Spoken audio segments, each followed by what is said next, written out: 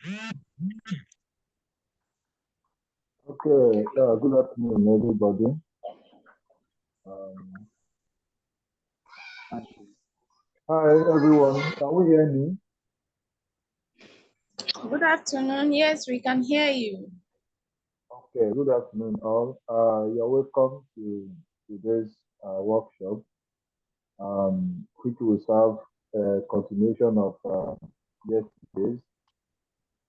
Please, for those joining, as soon as you join, help the rest of us by muting yourself so we can all hear each other properly.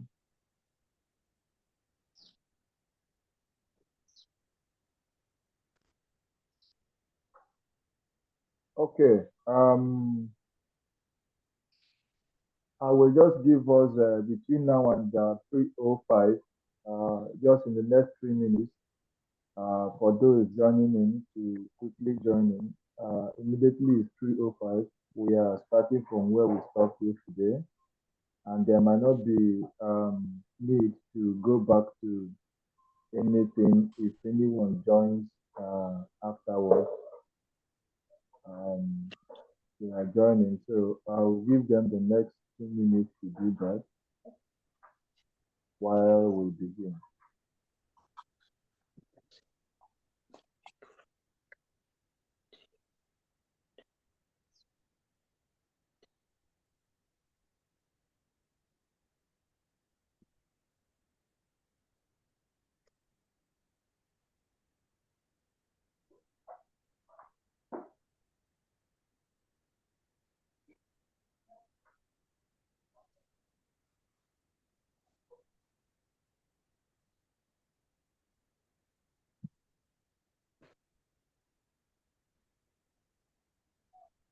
Okay, okay.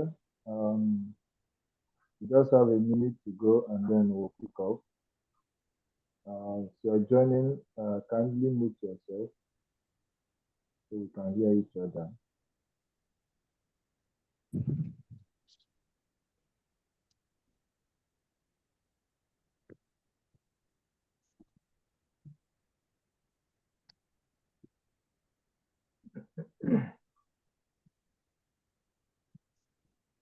Yesterday, just for reaching here, this earpiece. Okay, can she know again? Because they're looking at beginners here. no, do that.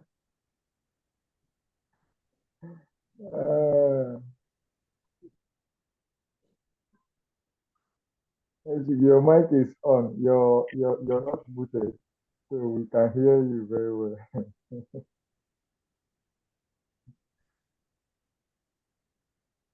Okay, okay. Yeah. I think we can now start. Paula is still not muted. Ezugu Emmanuel, you are still not muted. Okay, please kindly mute yourself. Okay, we're welcome back to today's workshop, which by God's grace will be ending today officially, while the rest of the journey will continue afterwards. You're welcome once again. Quickly, because of the whole lot we actually have scheduled for today, which we are going to make every effort to cover up, I would want us to begin immediately. Hopefully, after this, the rest of our material should be getting across to us so we can commence more intense practice and all that. Okay, quickly, I will start sharing my screen so we continue from where we ended yesterday. Get your writing tools close to you and pen down as much as possible. Where confused, kindly indicate and we will attend to your question. Okay, so I will share my screen.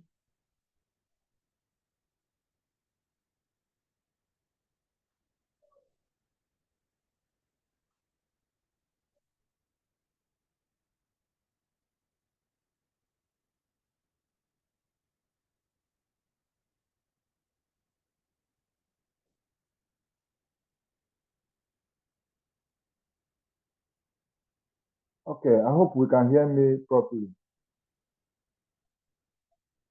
Yes, we can. Yes, we Yes, can hear you. yes, very well. We're hearing what you're saying. Thank you so much. Thank you so much. Okay, just a quick recap before we continue. Yesterday, we were able to perform the molecular docking proper.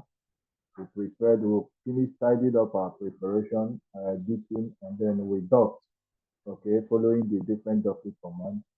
And then at the end, we're able to get our dock result, okay, which has been added to our working folder, the binding scores in log file, and then the ligand all, the output file.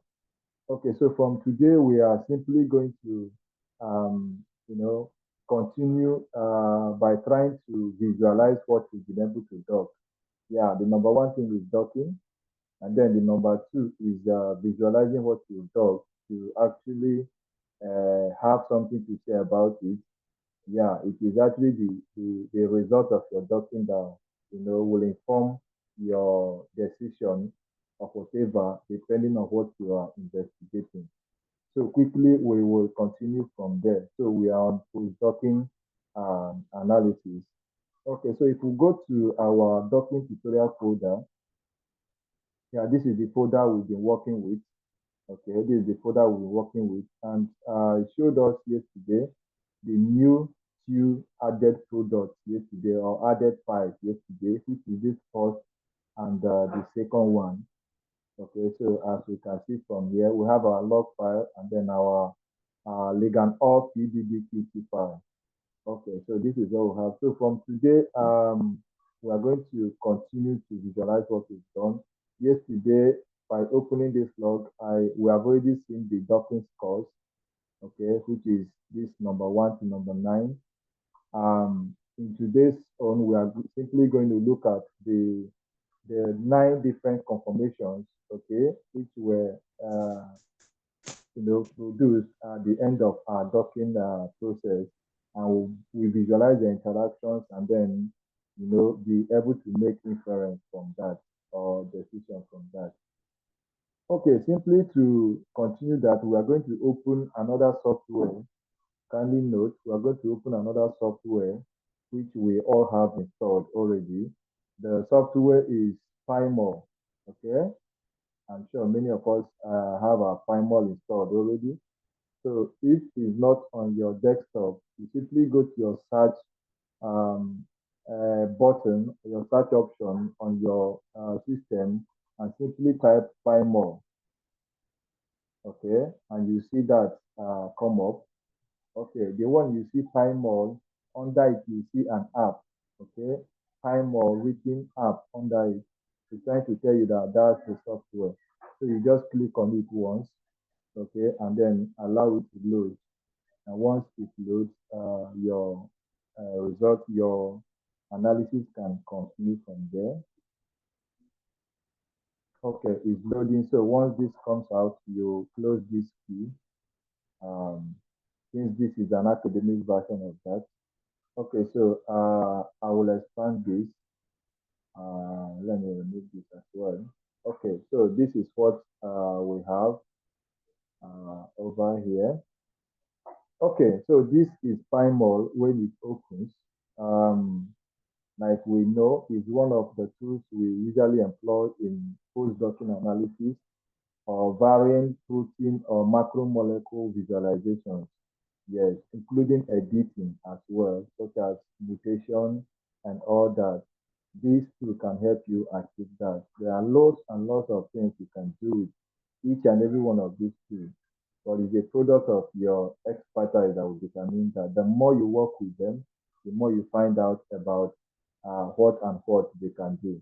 So quickly, when you load this is what you're going to have. You're going to have the command prompt window, and you're going to have the interactive interface, which is where your proteins and all that is being loaded.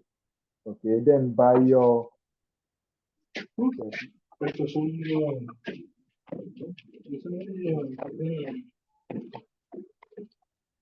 please kindly mute yourself as you're joining us. Please kindly mute yourself.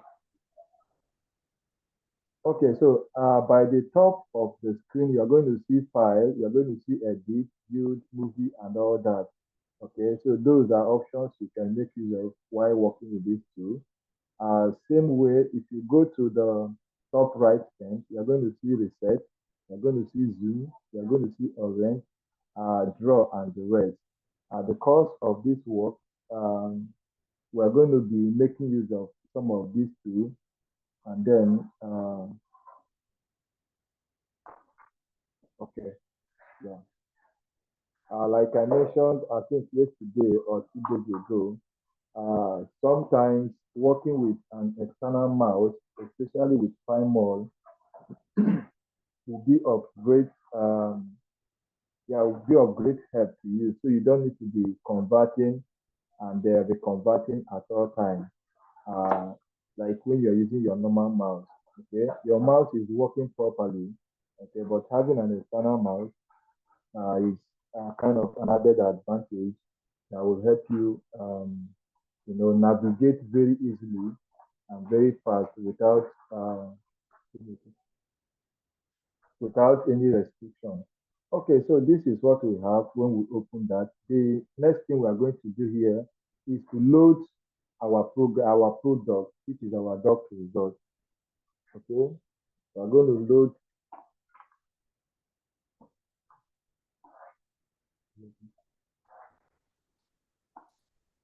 Okay, okay, sorry about that. Um, okay, we'll continue from that. I hope you can all still hear me, right?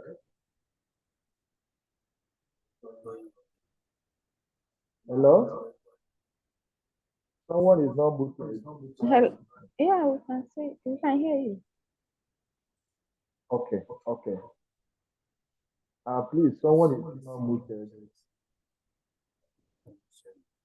Please kindly mute yourself as you're coming in. Kindly mute yourself. Okay, so the next thing we do here is upload our product, okay, which we have docked. Okay, we are going to upload that. This is just our doc result. So I'll go to our folder. So the doc result I'm talking about is the legalall.pdbqt.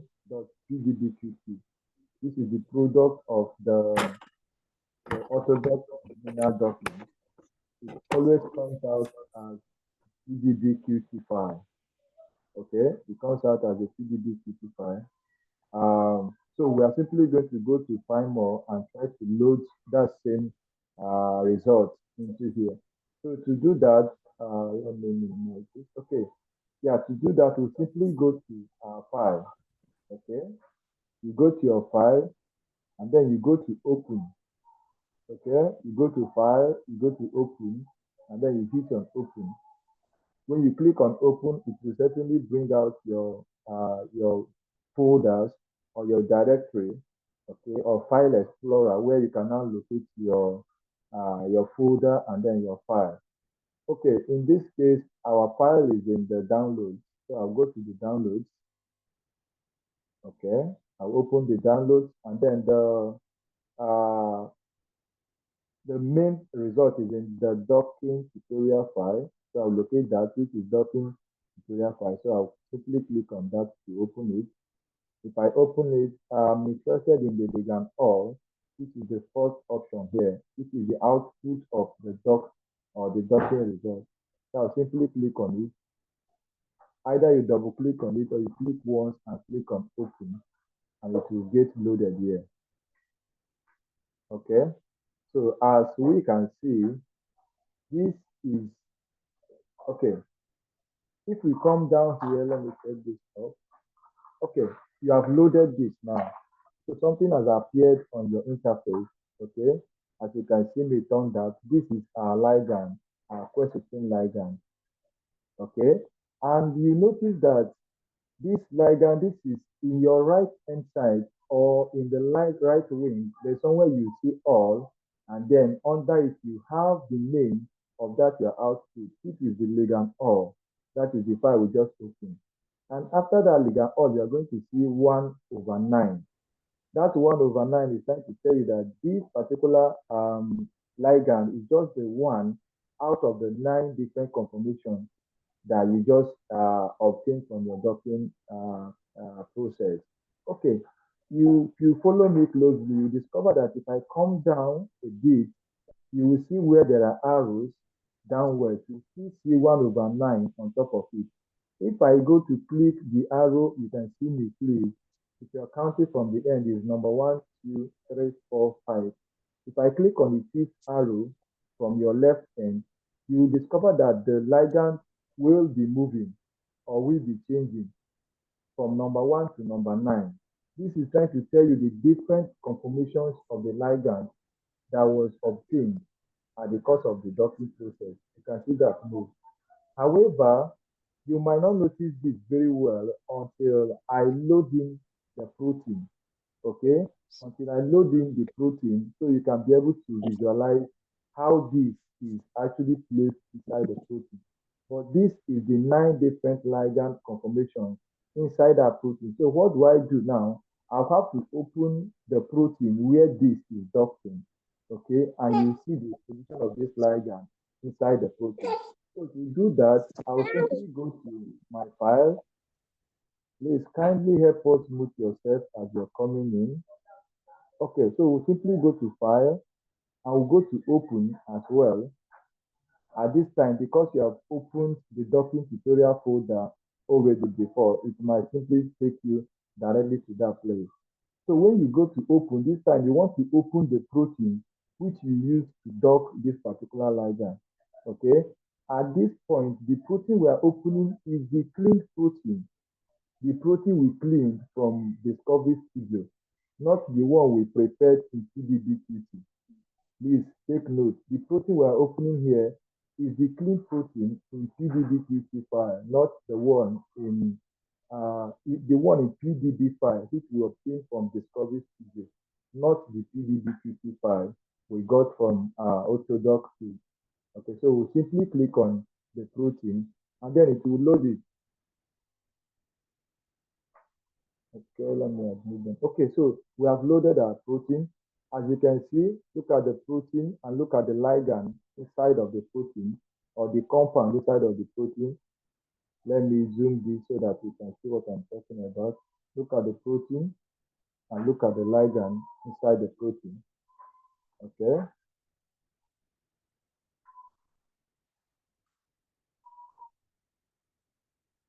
Okay, so this is what we have. This is the protein and this is the ligand inside the protein.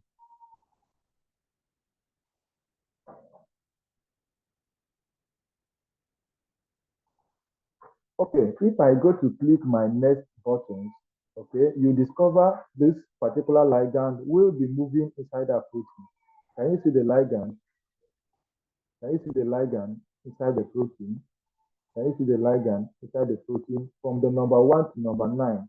It's trying to tell you the different conformations. We mentioned yesterday that as this ligand is trying to dock into the protein, it's trying to make the best necessary contact or interaction with the protein. At the end, it will generate up to 9 different conformations for you, out of which you are supposed to pick the best, okay? Which is determined by the kind of interaction and the score as well, as we earlier discussed yesterday. So this is number 1 to number 9. Okay, let me change the background of this. Maybe that will increase the visibility. To simply do that, the background is by default black. So I can simply change that to white by going to the display, which is on top. You click on display, then you come back to background. Under display, you have background, and then you can now see your white or your gray or black is currently in black. So I'll change it to white. Okay, and when I do, this is what I'm going to have. Okay, so you can simply see the ligand inside of that or the compound inside of that. As you click, you see that moving. Okay, at this point, we are going to export one of the complex here now. One of the complex here simply means the first ligand conformation in the protein. We have about 9 of them here, kind of complexes. The first one, you can export it with the protein and visualize the interaction, and then click next and export the second confirmation. Click next and export the third. That is how it is until you export about 9 of them. Until you export about what? 9 of them. Okay, so what do we do now to export the first confirmation? We are in 1 over 9 now, as you can see from our right end. So we simply go to File. Okay, this time we are going to export molecule. Okay, we are going to what? Export molecule. So if I click on export molecule, I simply want to export this complex, which is the first conformation in the protein. I want to visualize the interaction. The same we are going to do for the second, third, until you get to the 9th one. Okay, so this is the first one. I've clicked on file, click on export molecule, and then it has brought me here. I'll simply click on what? Save. Okay, and then it will take me to the folder where I'm supposed to save this. Okay, you notice that when it gets to the folder here, it's telling me that there's no match here, which is because this file is in PDB MMS CIF file, okay, which is not PDB or PDBQT as we have here already. So what do? I'll need to change the format to PDB by simply clicking on this arrow, corresponding to the file type or save as file type. I'll simply click on that, and then this is PDB. Okay, I'll just highlight on PDB, and you can see the PDB files inside as shown. So I can now title it. I'll title it complex one. Okay, and then I can go ahead and what? Save. Okay, I'm only going to save the second complex. The rest of the complex will be done by you afterwards. Okay, to save the second complex, I will still go back to file, but before that, I'll click on next. This is still on the first complex, so I'll click on next. The next has changed the conformation of the ligand inside the same pocket. Okay, so what do? I'll go to the file again in order to save this second complex. I'll go to export molecule. I'll click on export molecule, and then this will come up. I'll simply type what? Save. Okay, when I click on save, as usual, this will come up, taking me to my directory already. It's already taking you to your document tutorial file. But in case yours didn't take you to there, make sure you navigate to there before you save whatever you're saving. Okay, so the next thing is to change this file type to PDB, and then go ahead to title it. This will now be complex 2. Okay, and then I can now go ahead and save. Okay, so by this, I've saved the protein, and I've saved the first complex, and I've saved the second complex. I want to now go and visualize the first and second complex and see what they look like and what they have in common as well. To do that, we are going to make use of another tool, okay, which we have previously made use of, is the Discovery Studio. Okay, most of us already have that installed. We are going to go over to Discovery Studio for the first visualization, which we call the active site visualization. Pymor can as well do that. However, Discovery Studio is more convenient and more expository in terms of trying to show you what and what is inside there by the 2D diagram or the 2D visualization. Okay, I hope we can hear me.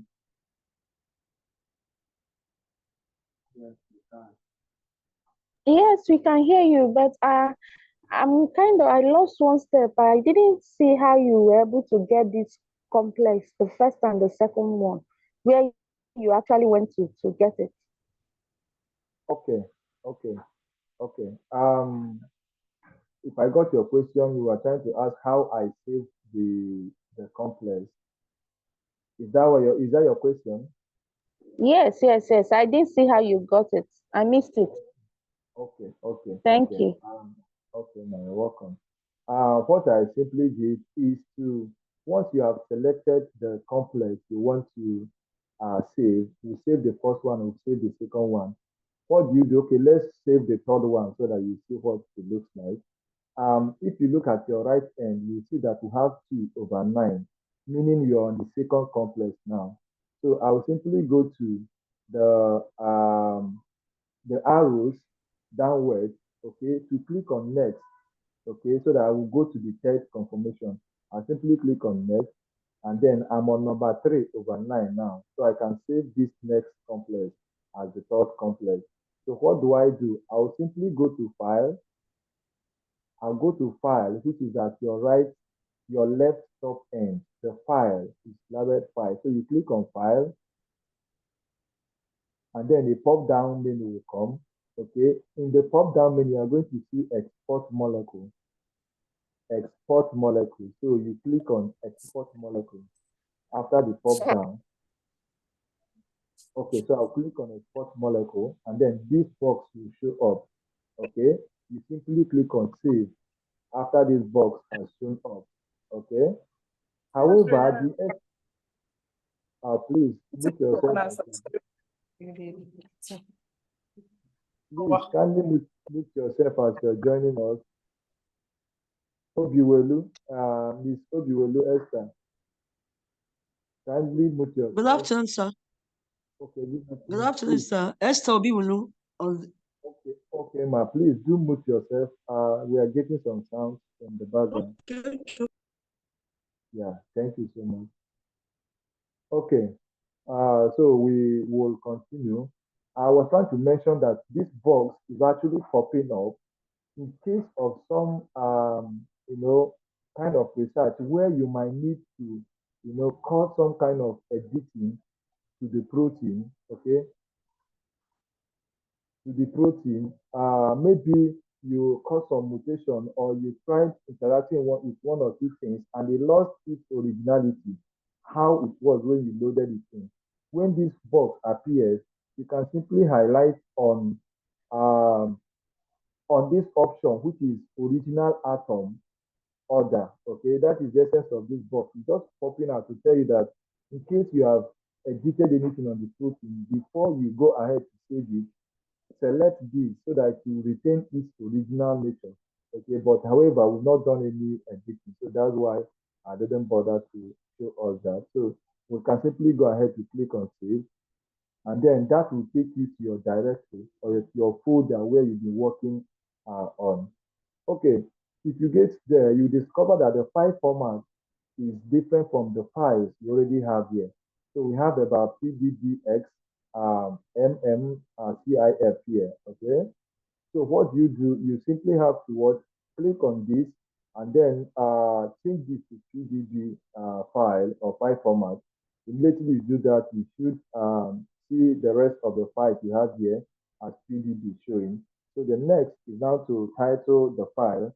In this case, we are going to have complex file. Okay, and immediately after this, you can go ahead to hit on save. And this settles your question, ma, so that we can continue with the rest of the visualization. Okay, so like I was mentioning earlier, immediately you do this, the next is to open the next software, which I mentioned we're going to use for the active site interaction visualization. This is going to be the Discovery Studio, which we used earlier yesterday. Okay, so I will click on that to get that open. In your system, you simply double click and the software will get open.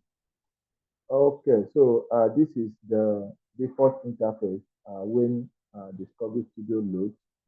So the next thing we do here is to simply go and load in complexes, okay, which we have saved already, to simply visualize the nature of the interaction and all that. So the first we are going to do is the complex one, and we're going to get this into this software by going to File as usual.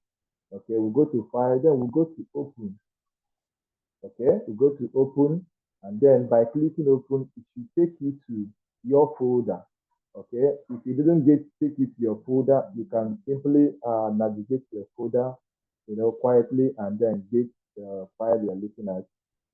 Okay, so we're looking at complex one for now. So you simply click on complex one, double click or you click once and click on open and then you get loaded here. Okay, as you can see, this is the ligand and then this is the protein, exactly the same complex you saw us in the other software.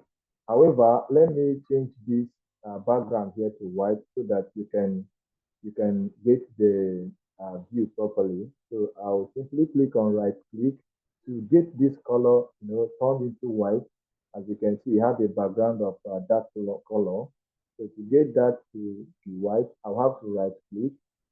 Okay, you will see color. I think I've shown us this before. You go to color, you go to background, and then you click on under custom colors, you select white instead of black, and then you say okay, and this will change to white. Okay, as you are changed to white, if I zoom this, you discover this is the ligand.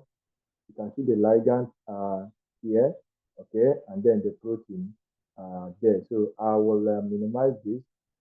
Okay, we have loaded the complex. The next thing is to now visualize the interaction. And I told us that the interaction is what we call the active site view or 2D view of the protein ligand complex or protein ligand interaction. To do this, I'll simply go to my left hand towards the down, the bottom of the left hand. You are going to see show 2D diagram. Okay, you are going to see show 2D diagram. However, if yours is showing in this form, say for instance, you open your system and then your own is showing a macromolecule.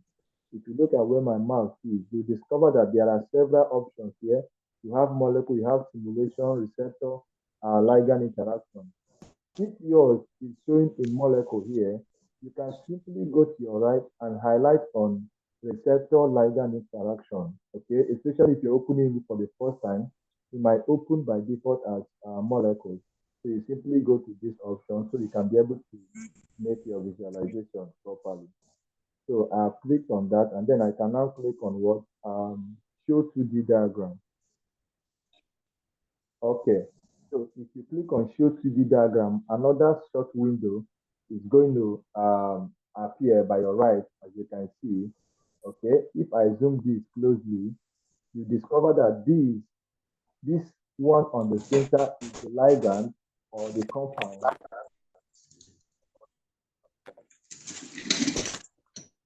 Please kindly help us mute yourself as you're joining. Help us mute yourself as you're joining.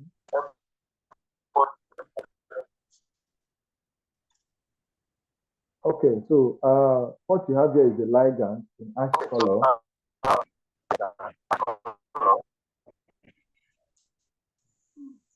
Please, someone is not muted. The noise is so much. Pauline, kindly help us mute yourself.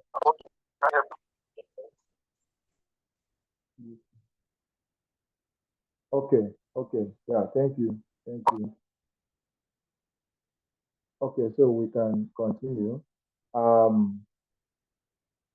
So we have seen the 2D view or the active site view.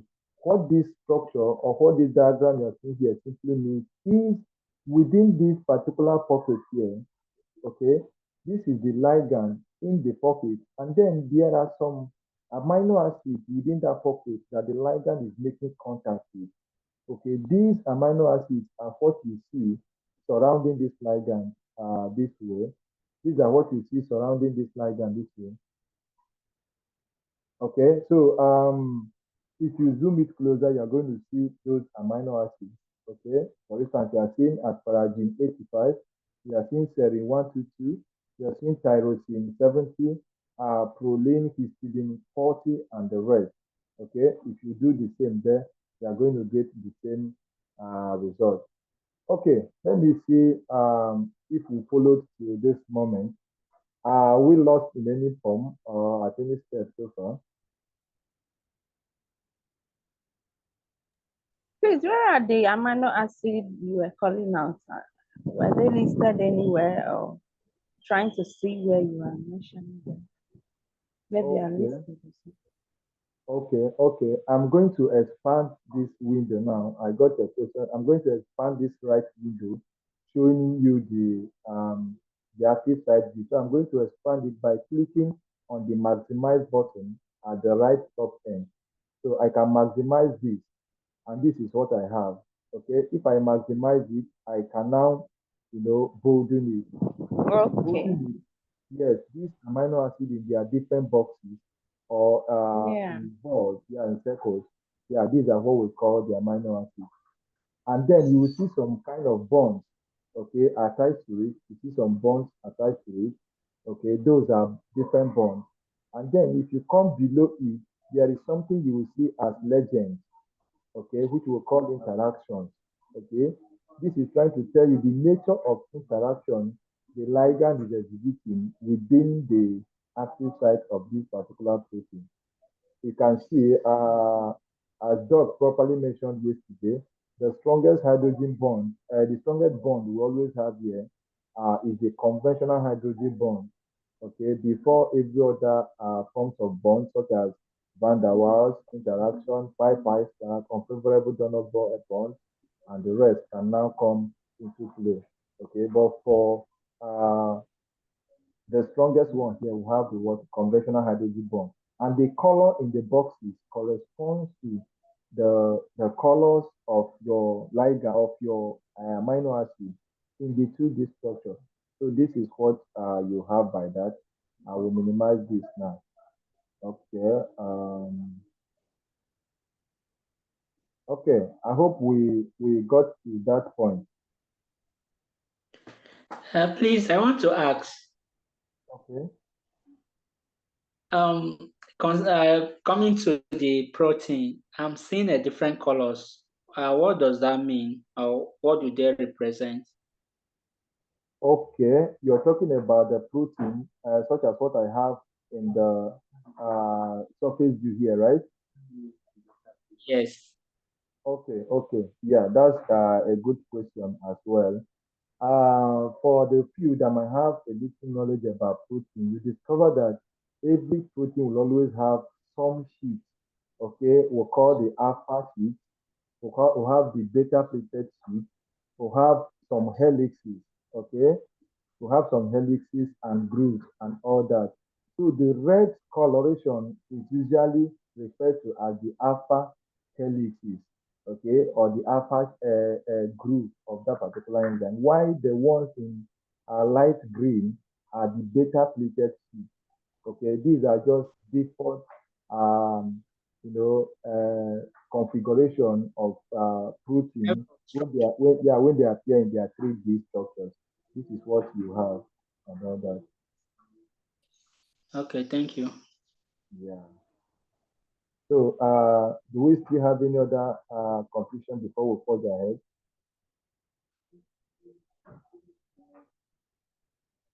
Okay, so we can go ahead. Okay, the next thing before we leave here is to show us how you can, further customize this 2D before saving it or before copying it once you have generated it this way. Okay, as you can see, we have our 2D on the right wing, and then we have 3D on the left wing. Then this 2D, if you have gone through some publications on in silico study, some of them leave their interaction just as it is in the diagram here, in this particular form, just this default setup of that. However, you could go a little bit,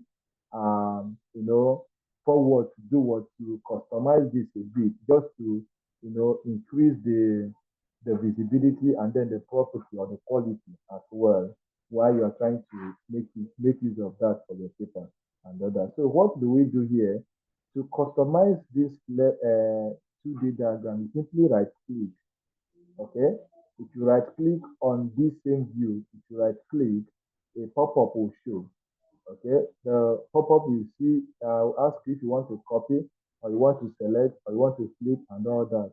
No, we are interested in editing the display style of what we have here. That is the customization. We want to improve the quality of the picture. Okay, so what do I do? I'll right click, like I said, I'll go to display style, We are then I'll click. we are not seeing it. So Oh, really? yeah, Okay, let me minimize we are this. not seeing what we are doing. Okay, can you see me now? Yes, bring it a bit left. Can you see the screen now? The screen is at the edge. Okay, like bring it down this way. Okay, let me minimize that.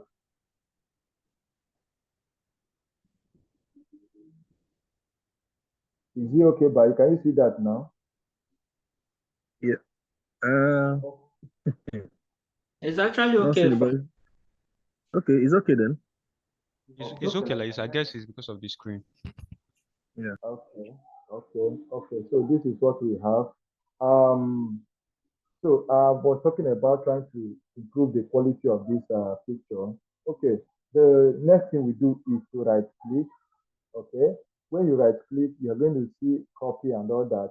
But we're interested in the display style of this particular ligand amino acid interaction. So what do? We click on this display style. Okay, and when you click on this display style, all you have here are different things you can edit with respect to this your ligand. Okay, different things you can edit with respect to this your ligand. Okay, take for instance. Okay, so take for instance, this general one is telling you about the general display here. Take for instance the legend. Okay, legend is the titles of the bonds, which is written under the figure here. You can see interaction. You can see van der Waals. These are the legends. So if I highlight this legend, okay, and click on apply, you discover that the legend will disappear. Okay, let me take this off. Okay, you see that the legend has disappeared. Okay, in most cases, while trying to it just depends on your interaction or on your research. Some people will decide to have a general legend for all the interaction instead of placing each interaction with each legend, and all that in their course of their study. But however, it all depends on your own choice. So we've just applied and we've deleted the legend, which we are going to still make use of because we are going to copy it and put it in our write-up so that people can see the nature and the type of interaction we are describing. Then after that, we can as well, right, we go to display style.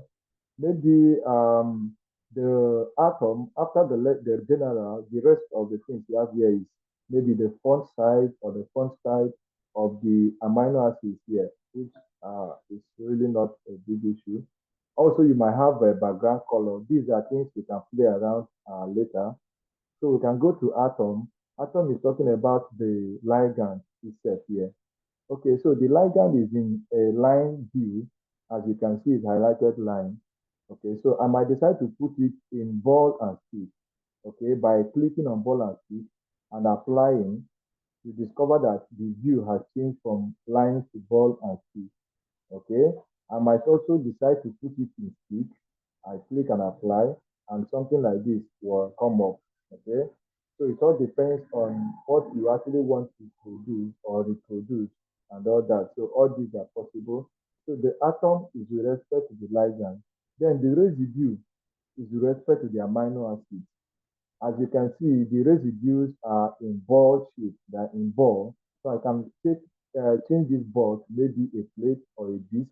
For instance, if I select disc and then click apply, it changes this ball to kind of disc.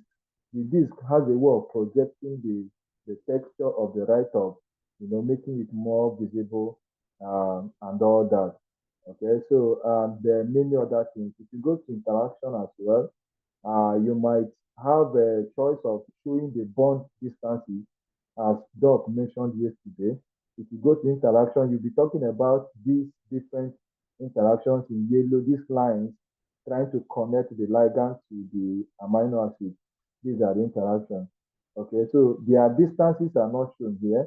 some research, in most research or in most cases, you might need to investigate the strength of your binding, like Doc mentioned yesterday, by studying their bonding distances or their bond length. Okay, this is what we call the bond length. So you simply do what? Highlight this show distance.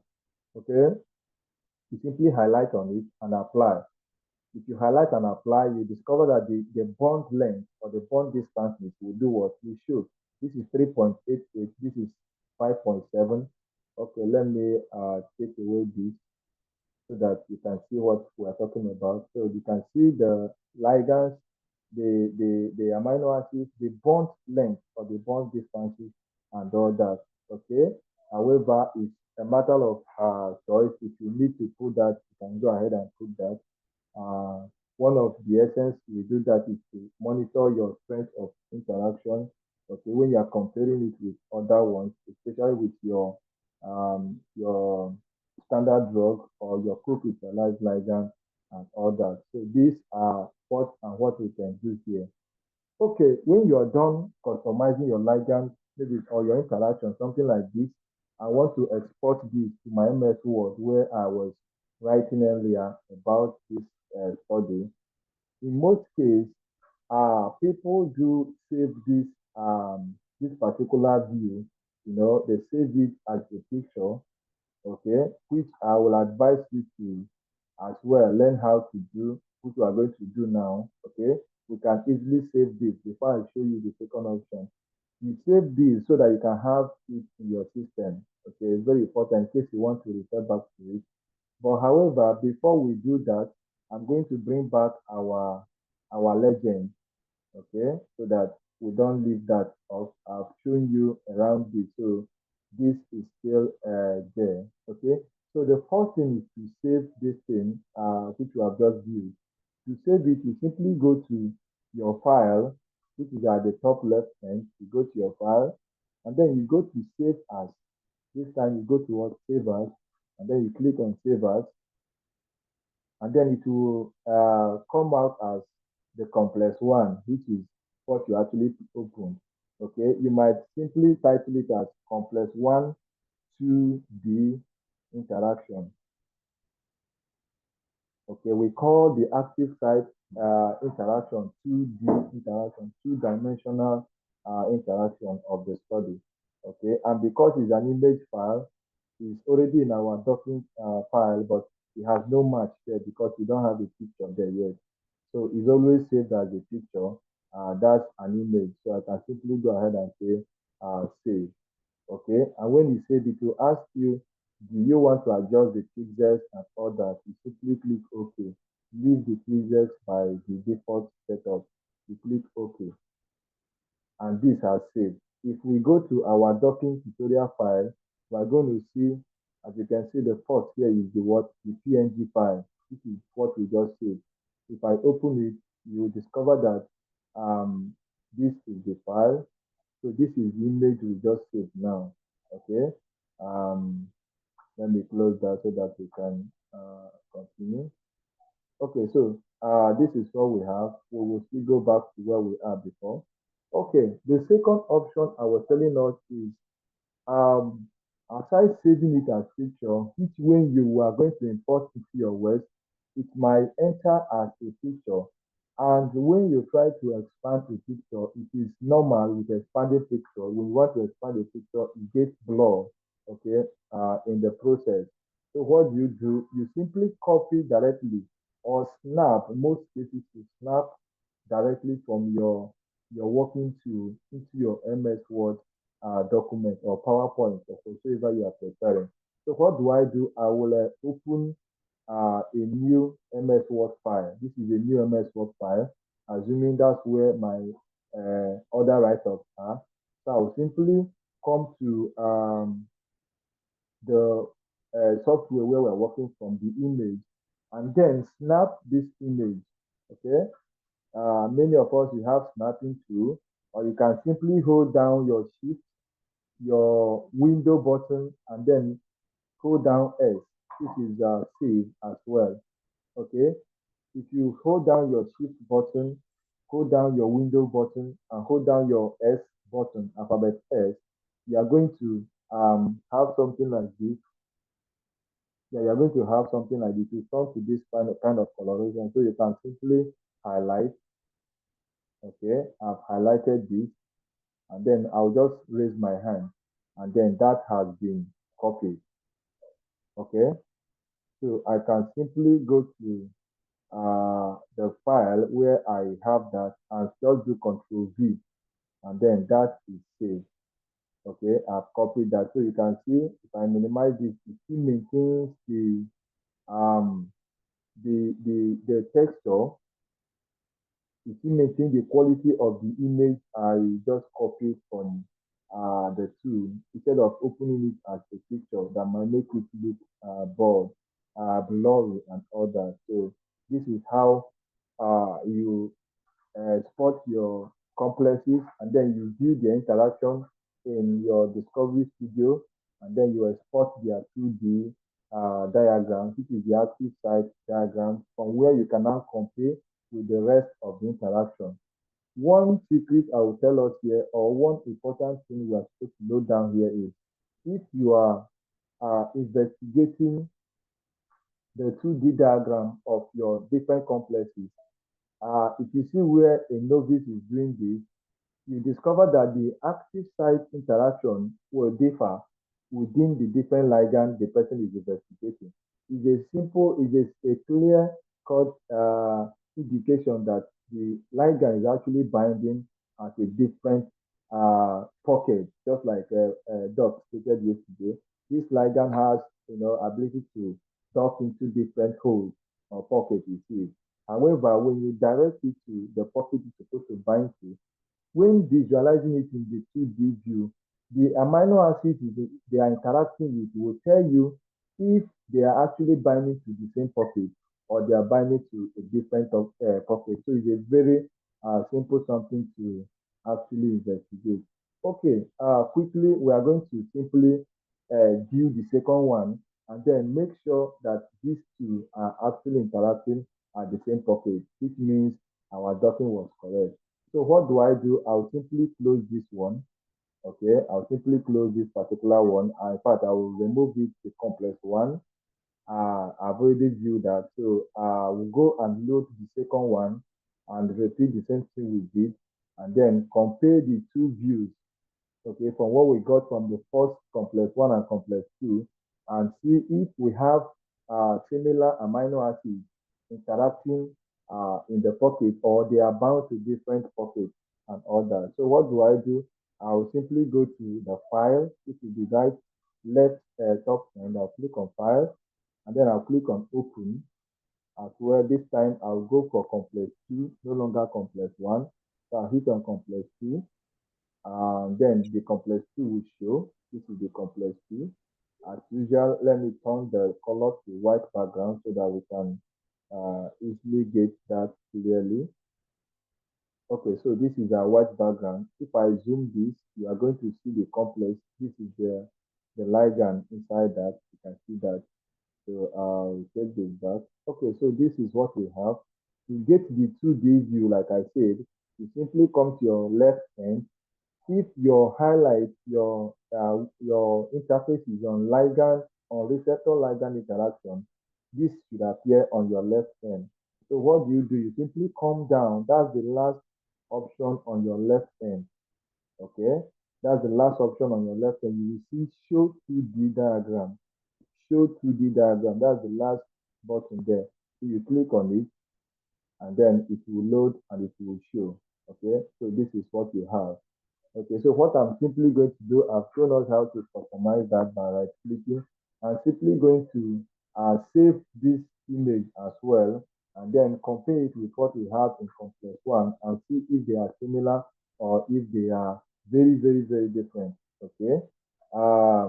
What do? I'll simply go to file because I want to save the image. I'll go to save as, and then I'll go to the complex 2. I title it complex 2D diagram. Okay, it's already inside our docking file, so I can simply say save. It will ask me if I want to adjust the pixels. I'll say okay. continue with that default setup. So this has been saved. So if I go to my folder, I should have complex 2D diagram for 1 and 2. Okay, we label the first one interaction. It's fine. The 2 means it's the same thing. Okay, so you label yours appropriately. Okay, so let me go to the tool again, and then we'll snap this and take it to my MS Word and compare the two diagrams I have there to make sure they are actually in the same pocket. So what do I do? I'll hold down the shift button, hold down the window button on your keyboard, and hold down the S button. And then the color will change this way, trying to tell you to highlight now. So I can now highlight this, okay, and snap it. I can now go to the MS Word. Okay, I can now paste it. Okay, I've pasted that. Let me reduce the size. Okay.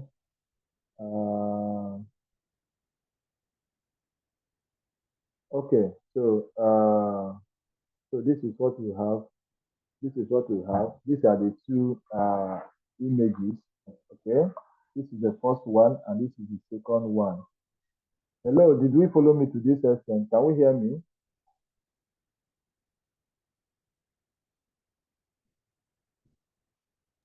Yes, we Yes, can. we can. We are hearing you. Thank you so much. Okay, so this Yes, is the we can first hear. one. Okay, But okay. um, Okay. Infinite Smart 5, you had issue. no, I was suggesting maybe you should add the bond length, that those numbers, so that you Okay, can okay, actually. okay. Yeah. Okay. Okay, that's a good one. Let's go and add that. Let's go and add that. So I'll simply right click on it. Okay, go to my display style, and then I will go to interaction. That's where I can highlight the show distances. I can now apply it, and then I will say okay, and it has highlighted. So I can now take that to my MS Word. Okay, I didn't highlight this well. Uh, Let me highlight properly. Okay, so this is it. I can now go to the MS Word, and then I will paste it. I will reduce the size. Okay, so I'll reduce the size, and this is what I have. Remember, you don't present your results without your legend under. Okay, after presenting this, you should have a general legend that should try to describe your nature of your bonds and all that. Okay, so we have been able to zoom the two. Okay, we are going to do it together to make sure what we have is similar. Okay. Okay. So what do I do? I'll go to the first one. This is the first one. Let me expand it a bit so that we can see that. Okay. So if I expand the first one, some of the amino acid we can see here. Let me count from the okay. Let's just consider the major stronger bonds we have here. We have tyrosine 70 here, which is 5.70 bond length. We have asparagine 85. We have tyrosine 334, and we have glutamate 199. Okay, bond length 494. Okay, so these four are here in their hydrogen conventional bond. Okay, follow me. Let's go down to the second one. Okay, and then I will expand this as well to give us a better view. Okay, remember I didn't put the second one in a disk form. That's why some of the renderings are different from each other. Okay, so you can do that later. So if you notice, you discover that tyrosine 70 is here as well. Tyrosine 70 is here as well, as you can see. Glutamate 199 is here as well. Tryptophan 84 is here, but on a different type of bonding, okay, depending on the conformation of this ligand at this point. Similarly, serine 122 is as well here in hydrogen strong bond. However, in the first one, serine 122 was just in a van der Waals force, okay, depending on the conformation of this ligand, like I mentioned.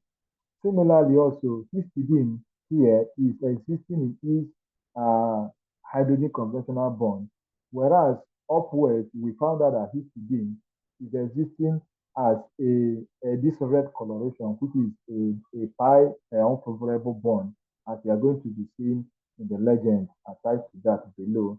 When you open your image, okay, when you open the image, you discover that this red means the unfavorable acceptor bond, okay, and all that. So, by essence, what this is just trying to tell us is that the two ligands are actually in the same pocket, okay, they are in the same pocket, making similar interactions with similar amino acids within the active site. However, as the ligand try to shift in conformation, the length and the amino acids they tend to interact with might as well differ. But however, it will still be within the amino acid located at the active site, okay, which is a clear indication that they are actually in the same pocket, which is what it should be.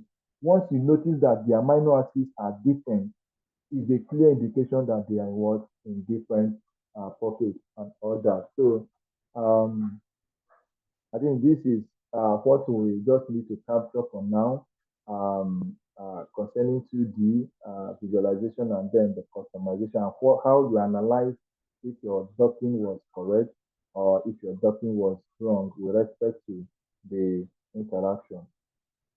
Okay, are we confused yet before I round off the 3D view of this?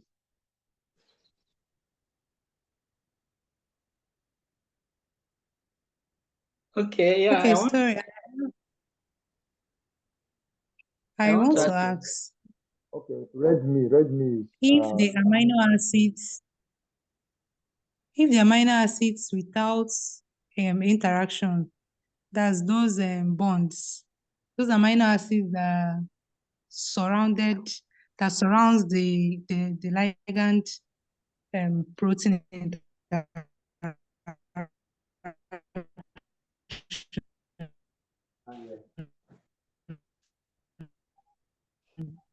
those ones without those interactions, are they important?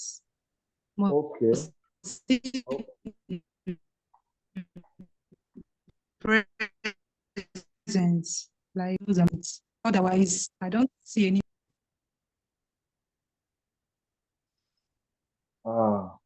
Okay. I think I tried to get what you are asking, even though your line was quite disturbing or breaking.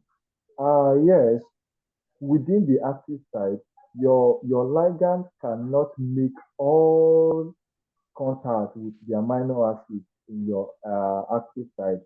I started earlier by mentioning that the complexity of your ligand will certainly affect the nature of interaction it will elicit, within the active site, which is also will determine its binding score or affinity. So within the active site, in your first conformation, you might see some amino acids not having contact. However, you see them existing. That's why when you go to your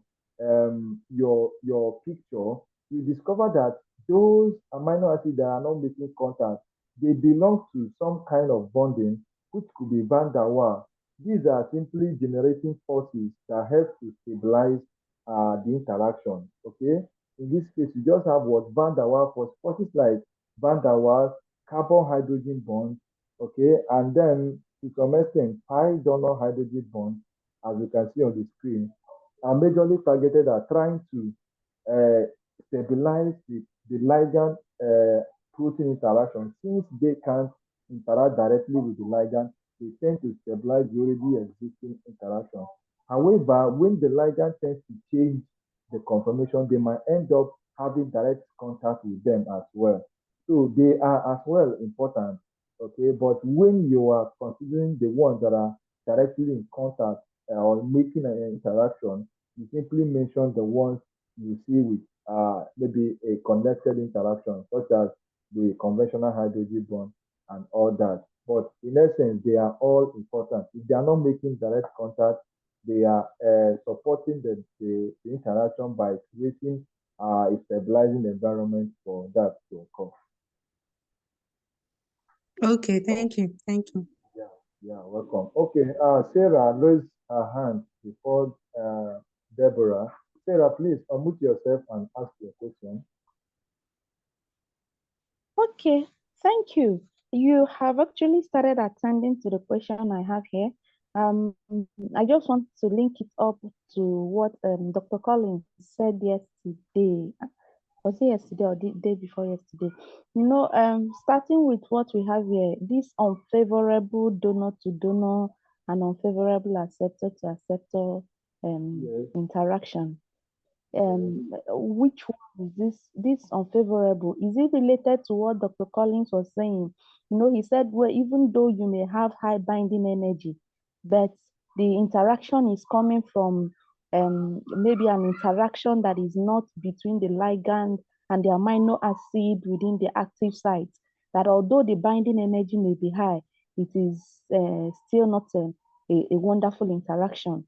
So is it this unfavorable acceptor to acceptor and unfavorable donor to donor interaction that he was referring to?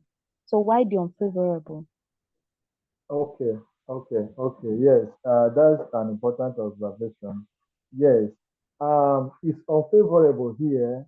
In fact, you get to find more about this maybe when you advance to some form of energy calculations and all that. But unfavorable here is trying to tell you that with respect to the ligand, that particular interaction or bonding at that particular point is not really, creating a beta or a stable interaction between the ligand and the protein. So just like the name implies, unfavorable is not actually one of the best interaction there.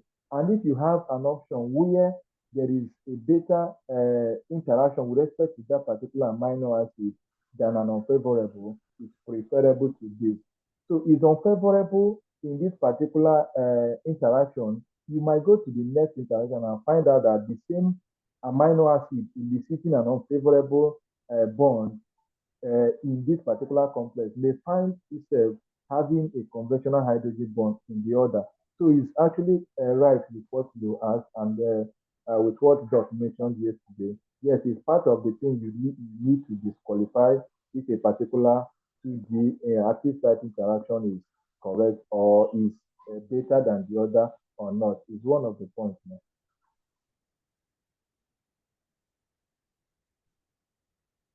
Okay, that means it may be unfavorable in this conformation, but in another interaction, it may become favorable. Okay. Yes. Okay, Okay. thank you. Yeah, you're welcome. Deborah, you mentioned you raised your hand. Please, you can ask.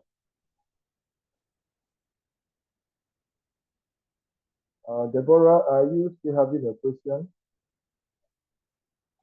No, you've attended to my question now. I just finished asking my question. Okay, I have a question. Yeah.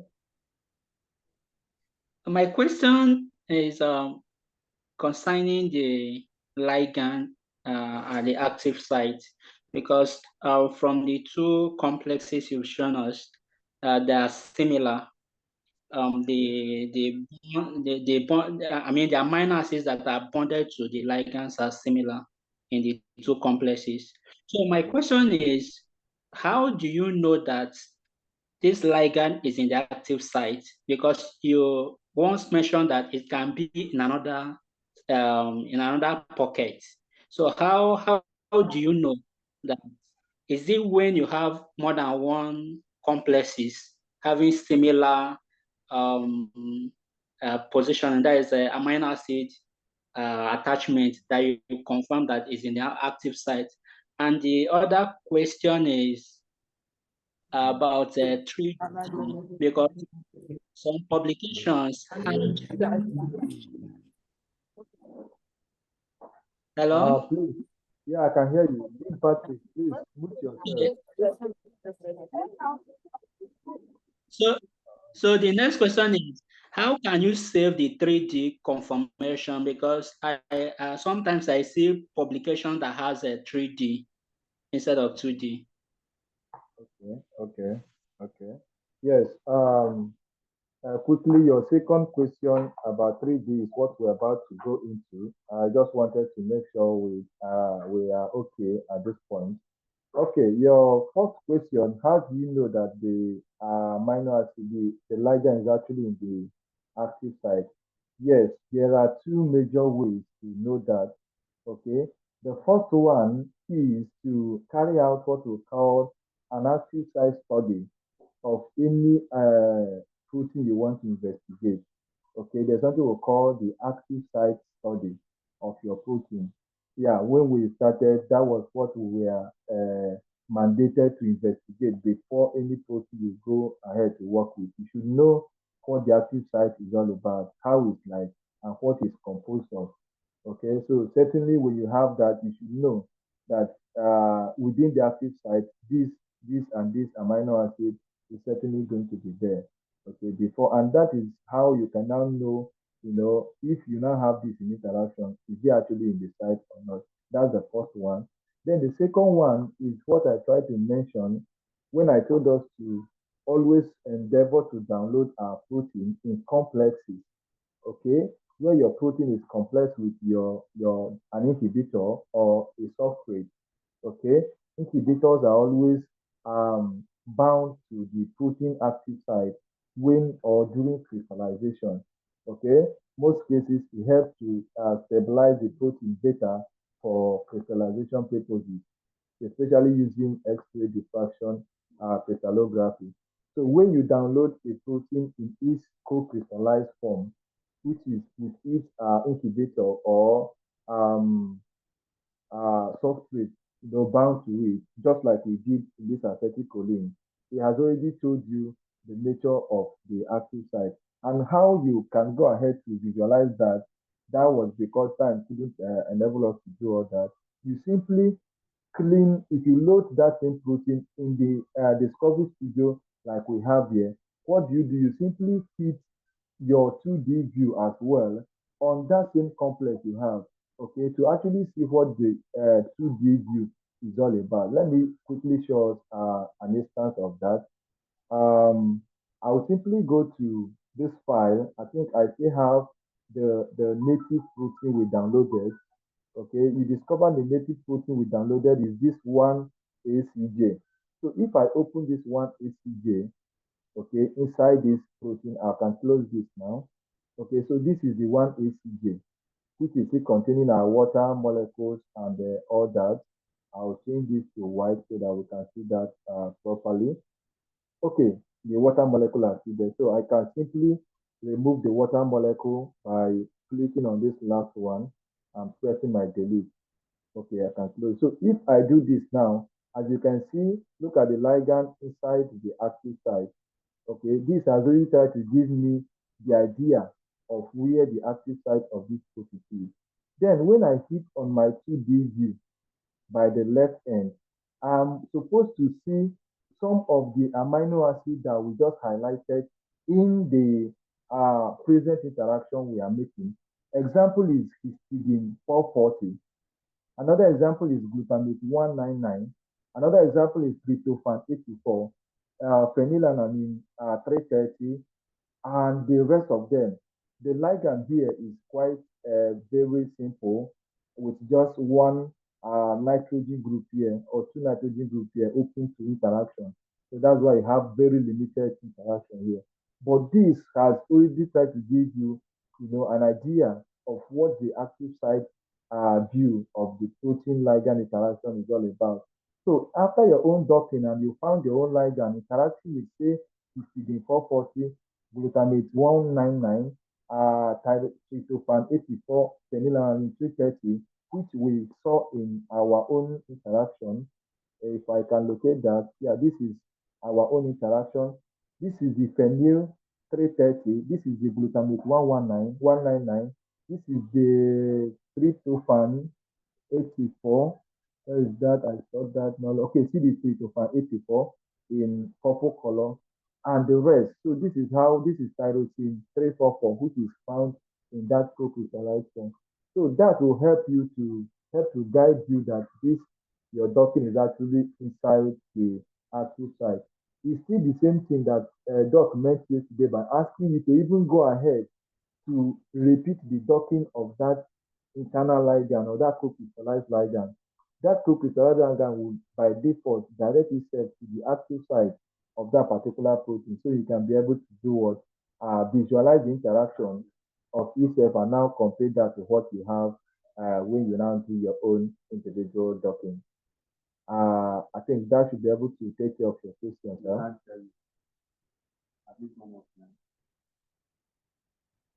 Are we still there?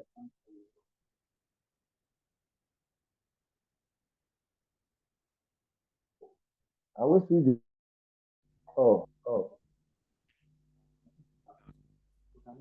Oh, very sorry about the glitch.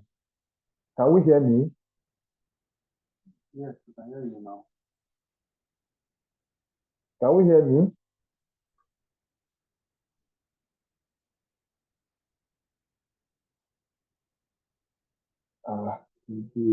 It's too bad.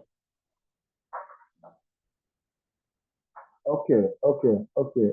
Can we hear me?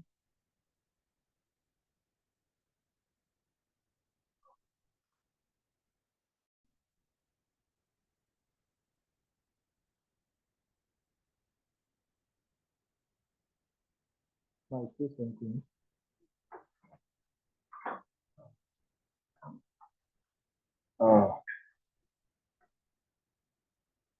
Can we hear me? Okay, we can hear you. Like you went offline and then came back. Oh, very sorry about that. The rest of the people, can you hear me?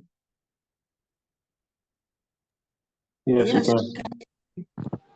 Okay, please, very sorry yes, for. we're hearing you. Okay.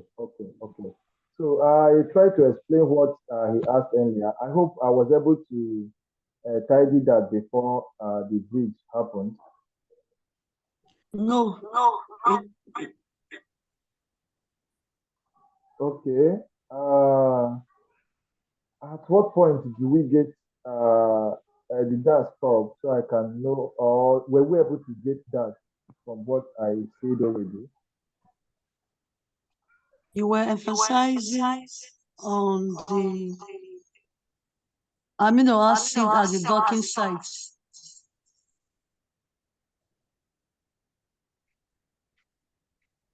Okay, he Okay. said it's also important to dock the co-crystallized ligand, so I can also view the interactions. Okay. Yes, that's very correct. Okay. Yes. With that, you can be able to compare the nature of the interaction to your own compound. In addition to the standard drugs you are going to be making use of as well, at least a singular standard drug is necessary for any investigation you are doing. That will help validate if your own work was positive or negative. Okay, I think that being said, we can go ahead and continue the view by trying to get the 3D view of our interaction done. Okay, if we are okay with that, our 3D, we are going to generate that using PyMol. Okay, we are going to generate that using PyMol, which we started with. Okay, so I will simply reduce this. Okay, so this is our protein, and we can see the ligand inside the protein. Okay, so this is what we have. Okay, let's do the first one, which we were in before. So this is our protein. If I come closer, you see the ligand in green. Okay, why I prefer Pymore for this is because Pymore will give you the interface where you can, interact with a lot of things, a lot of groups in that particular ligand protein interaction and all that. Okay, so the course of this, I'm simply going to show us how we can generate 3D. However, this you have here is actually a 3D view. Okay, this you have here is a 3D view. However, it's in its cartoon form. Okay, we call this a cartoon form. This is already a 3D. Okay, I can simply snap this or save it as an image into my docking file onto the MS Word, and this serves as my 3D. Okay, some people put their 3D in form of this. However, personally, I always like keeping my 3D in such a way that that pocket where the ligand is bound can show or can be visible enough. So how do I do that? I'll simply, instead of using a cartoon view, I'll use a surface view of my protein ligand interaction. I'll do what? I'll simply use what? A surface view of my protein ligand interaction. And I'll do that by simply going to the right side end. By the right end, you are going to see all. You're going to see all. Okay, this all is trying to tell you everything you have loaded here. If you unhighlight the all, you discover that whatever you have here will disappear. You unhighlight by simply clicking on it. You can see where my cursor is and then coming back.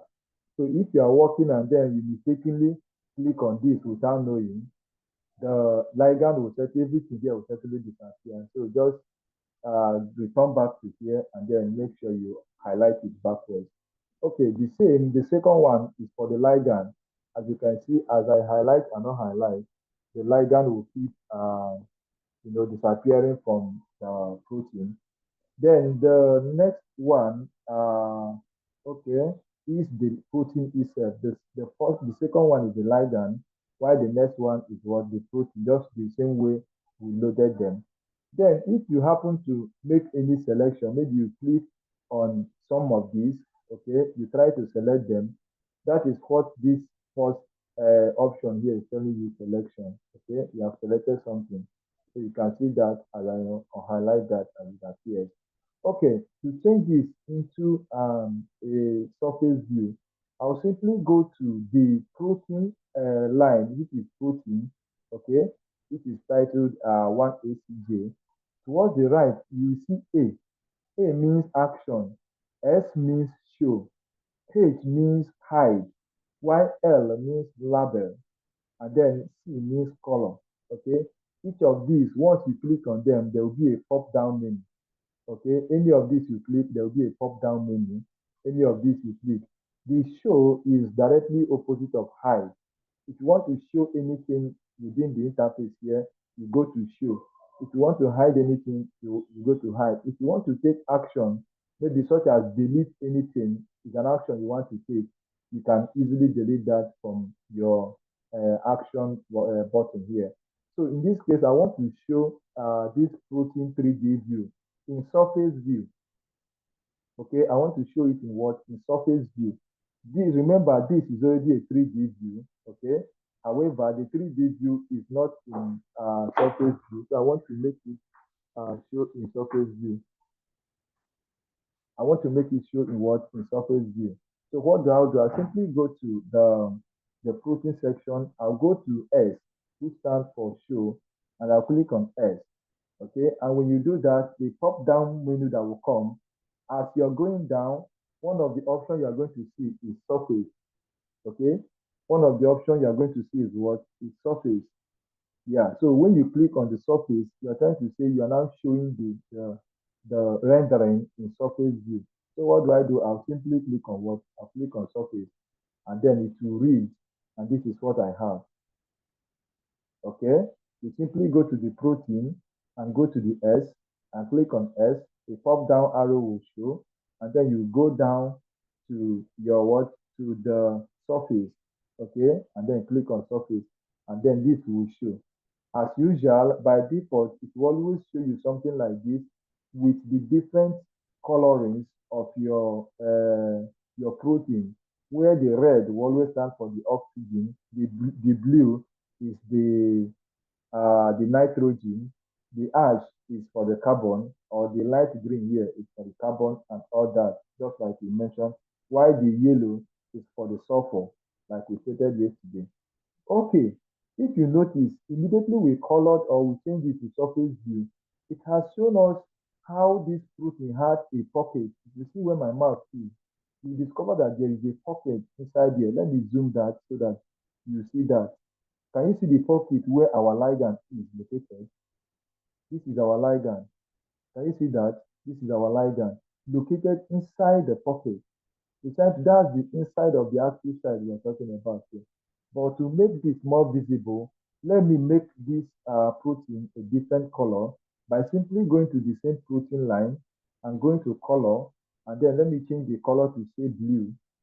Okay, if you go to color, you click on color, you come down to blue. Assume you want it to be blue, it's all your choice. You come to blue. Some options, different kinds of blue will show you, will appear by your left. So let me just select the first blue. So this is what I have as my protein. Okay, as you can see, you can now sight the ligand very much more inside the protein. Can you see the ligand inside there? Very much more inside it. So this is trying to tell you how inserted the ligand was we able can to. see. Thank you. So that is the ligand there, inserting itself inside the protein. So what do you do when you're working with something like this? Assuming you have up to 5 different ligands, okay, you are interacting here. Yes, at this particular point now, once you have got your first view this way, you don't need to, load your protein again and start afresh again. No, rather, we still have up to 9 different conformations here. So I have the first one here. If I click on the next one, you will see the ligand. Okay, let me zoom it so that you can see. As I click on next, you are supposed to see the ligand. Okay, I think that's okay now. As I click on the ligand, the next button, you're supposed to see the ligand moving inside that active site. Okay, you're supposed to see that. So if you want to save the second conformation as well, you simply click next. If you loaded the first result as we did, you simply click next to save the second configuration, the third complex, the fourth complex, and that is all how you save your different proteins in your different conformations. So this is 3D view as well, and I usually prefer this view because it tends to show the pocket where the protein is bound, unlike the ribbon view or carbon view, cartoon view that will just show you the protein just as it is that way. So let me know. Do we follow to this point?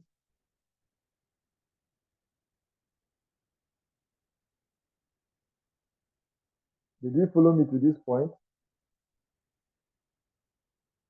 Yes. Yes, we are hearing you. Okay, so Yes, we had it, but if you can recap a bit, please. okay. Okay. Let me do that again.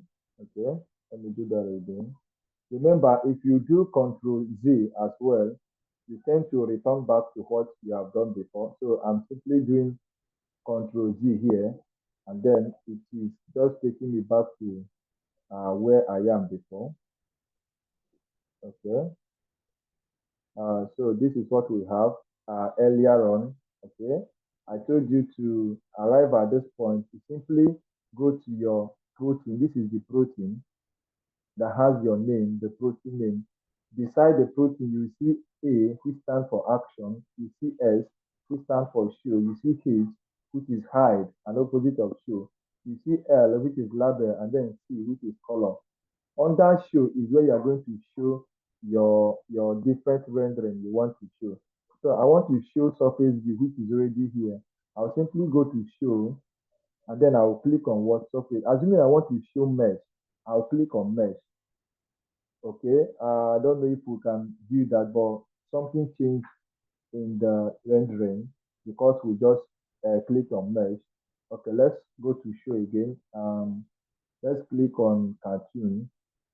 And the cartoon will be able to render here easily. Okay, something like fair. It might be showing, but we might not be able to notice that. But we'll see something like ball now on the protein. Let's return to our sphere, our surface, sorry. Okay, so this is what we have. Assuming you now load this, okay, and you simply want to recolor this so that the color can now appear, and then you can now type your ligand very well. You simply do what? Come to color under the same protein, come to color, okay, and go to this time we'll use red. You go to red. When your cursor is on top of it, the pop-up menu will show where you can now select a red. When you select red, this protein will turn to red this way, okay, indicating your ligand inside the protein. You can see the ligand inside the protein, and as you click next, the ligand is supposed to be moving inside the protein, trying to tell you the different conformation that ligand was making. This is what we call the different conformation, the 9 conformations inside that ligand, the protein. This is what is making here, okay? So this is exactly what we have been able to do. You can as well, if you want to change the color of the ligand as well, maybe you don't like the green, you can simply click on the ligand inside there. And when you click on it, the select option will be highlighted, trying to tell you that it's actually the select that you've done that way. So you simply go to the color and select, and let's say we change it to white, okay? You change it to white, which is downwards under gray.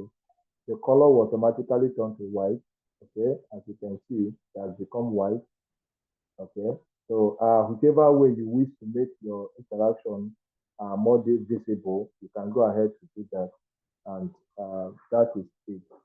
Okay, I hope we are okay with this.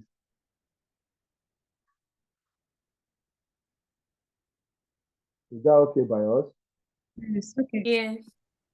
Okay. So, Please, I want for to Yeah, very okay. ask, during write-up, is it possible is it okay to publish all the 9 conformations? How do you choose the best conformation to represent your analysis? okay. Yes, you don't publish the 9. At the same time, you're only going to pick one best out of the 9. I can understand because you were not here yesterday. For those here yesterday, I would have known that this question has been attended to. Yeah, you pick the best out of the 9 by considering few factors. Okay, number one of it is the docking score, which in most cases people always go for the highest one. Okay, the highest docking score. However, aside the highest docking score, you also check the nature of interaction of that highest docking score. Okay, the number one conformation, you have to check the interaction as well. If the number one conformation is not binding in the right place, you should know it's not, the right one to choose. Although, in quotes, in most cases, the first one, in most cases, will always find itself binding in the right place. However, the interaction, the strength of the interaction may as well be lesser than, say, the second one following it or the third one following it. However, you simply, first of all, check the score. Secondly, check the nature of interaction, okay? And that will help you to, know which one is best to choose. And we also mentioned that you can do this by as well comparing it to the co-crystallized ligand, which you already have. Try to monitor the type of interaction it's making with the protein, just like the internal ligand is doing, and then that should guide you in your choice. However, it's just one out of the 9 you're supposed to choose. I hope that is okay. Okay, thank you. I want to ask about this co-crystallized ligand. Like, does it come with, or rather, do they give the name so that you can use it in order to dock? Okay, yes, the co-crystallized ligand will always have a name. For instance, if you download the native, what we call the native acetylcholinesterase. The native acetylcholinesterase, its native ligand is always choline. Yeah, it's always choline. Okay, so you see the name there in that PDB where you are going there to download it. So the native ligand will always come as its normal substrate. Okay, however, if you find yours in complex with an inhibitor or with a particular substrate, the name will always be given you. Once you scroll down in that PDB page, trying to know about the protein, there is a section I showed us where you now know how many chains of the protein is there. You have just chain A when we are downloading this. You also see if there are mutation or not. You also see the name of the protein and all that. Yeah, within there, you are going to see things like that. And then that will guide you and tell you the name of the co-crystallized ligand. However, if you simply tell me co-crystallized ligand, we understand what it means. But in brackets, you can as well put the name of the ligand. It's provided there. Okay, thank you. Welcome. Okay, I think that's all about this particular section. Maybe more questions as you carry out that will be directed to our WhatsApp platform, and we will quickly attend to that. The last part of this study here is what a colleague of mine is going to be taking immediately I drop this. Is going to share his screen where we talk about the pharmacokinetics and then the drug likeness property predictions of your solid compound. Yeah, your compound should not just have good interaction, but do they have drug likeness properties? What's their toxicity and all that, like and all that. So it's going to be a very brief presentation just to add to this so that you'll be totally informed about what you are doing. As soon as I drop this, he's going to share his screen. Okay, Michael, please share your screen and commence your presentation immediately. Thank you.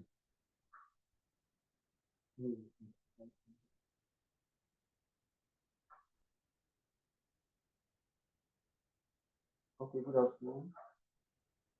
Good afternoon, everyone. Yeah, good afternoon. Good afternoon. So,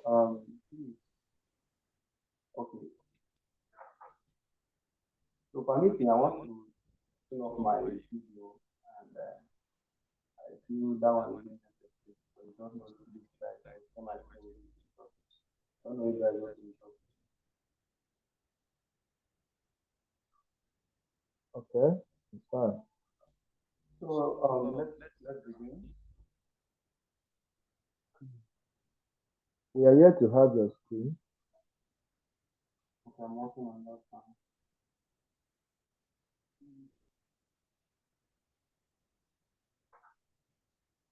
Can we also my screen? Okay, okay. Yes, you can go on. So, we're going to be looking at pharmacokinetics and drug likeness properties. So, but before then, we have been taught about the molecular doctrine, the processes involved, and how to get your ligand and how to source for your protein. And that most important thing you need to know about molecular doctrine is that you don't just go ahead. So in drug discovery, you don't just go ahead and pick a compound. It's echo in that place. It's echoing. It's not echoing. Let me check. Yes, the voice. What about now? Okay, better. Better now, right? Yes. So in drug discovering, you don't just pick a compound because the compound has a high docking score and has many interactions. And that's not all. There are some other factors you need to consider, and those factors is what we are going to be looking at in a very short moment. And the purpose of the workshop today is that so that we explore two crucial aspects of drug discovery, the pharmacokinetics, and the drug likeness, and how they intercept with molecular docking, and how this concept is essential for everyone involved in drug development. So, what's the overview of this session? We're going to look at basics of pharmacokinetics. And under pharmacokinetics, we're going to look at ADME. And then number two, we are going to look at drug likeness properties or prediction. Then number three, we are going to look at pharmacokinetics and drug likeness in molecular docking. And finally, we are going to have interactive session, which well, let's just keep going first. So let's go quickly to the introduction to pharmacokinetics. Hope you are all following, and I'm not too fast. Yeah, we are following. We are following. It's okay. Please increase your voice. You can barely hear you. Okay, what about now? Yeah, it's better now. Okay, it's better now, right? Okay. So introduction to pharmacokinetics. Please don't worry. I'm going to provide my slide at the end of the class. So I just want to be very, very brief, and so that we can just go straight to the point, and we just be fast as possible. So pharmacokinetics is the study of how a drug moves through the body over time, and it encompasses a process of absorption, distribution, metabolism, and excretion, and which is called ADME. In some publication, you see ADMET, you see T at the end.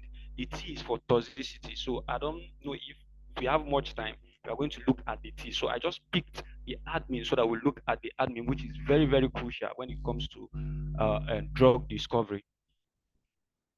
Okay, to the next slide. So absorption, when we talk about absorption here, is the process by which a drug enters the bloodstream from the site of administration.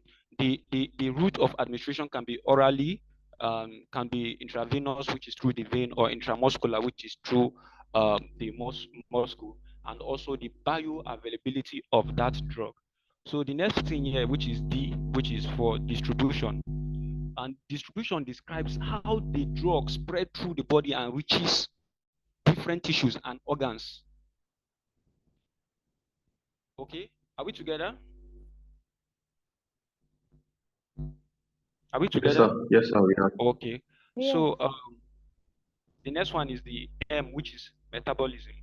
And we know what metabolism is, refers to the chemical alteration or breakdown of this drug. And we know primarily this occurs in the liver. Okay. So, and finally, we have the excretion, whereby this drug is being eliminated from the system. So the interplay of admin, each of these admin processes is interrelated.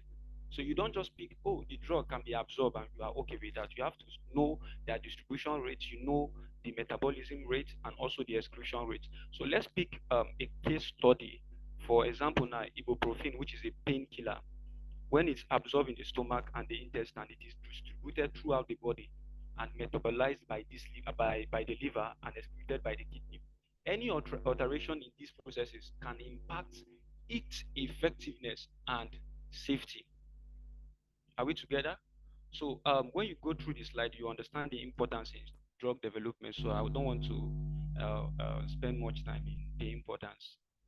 So in summary of the summary of pharmacokinetics here is that the absorption is how the drug enters the bloodstream.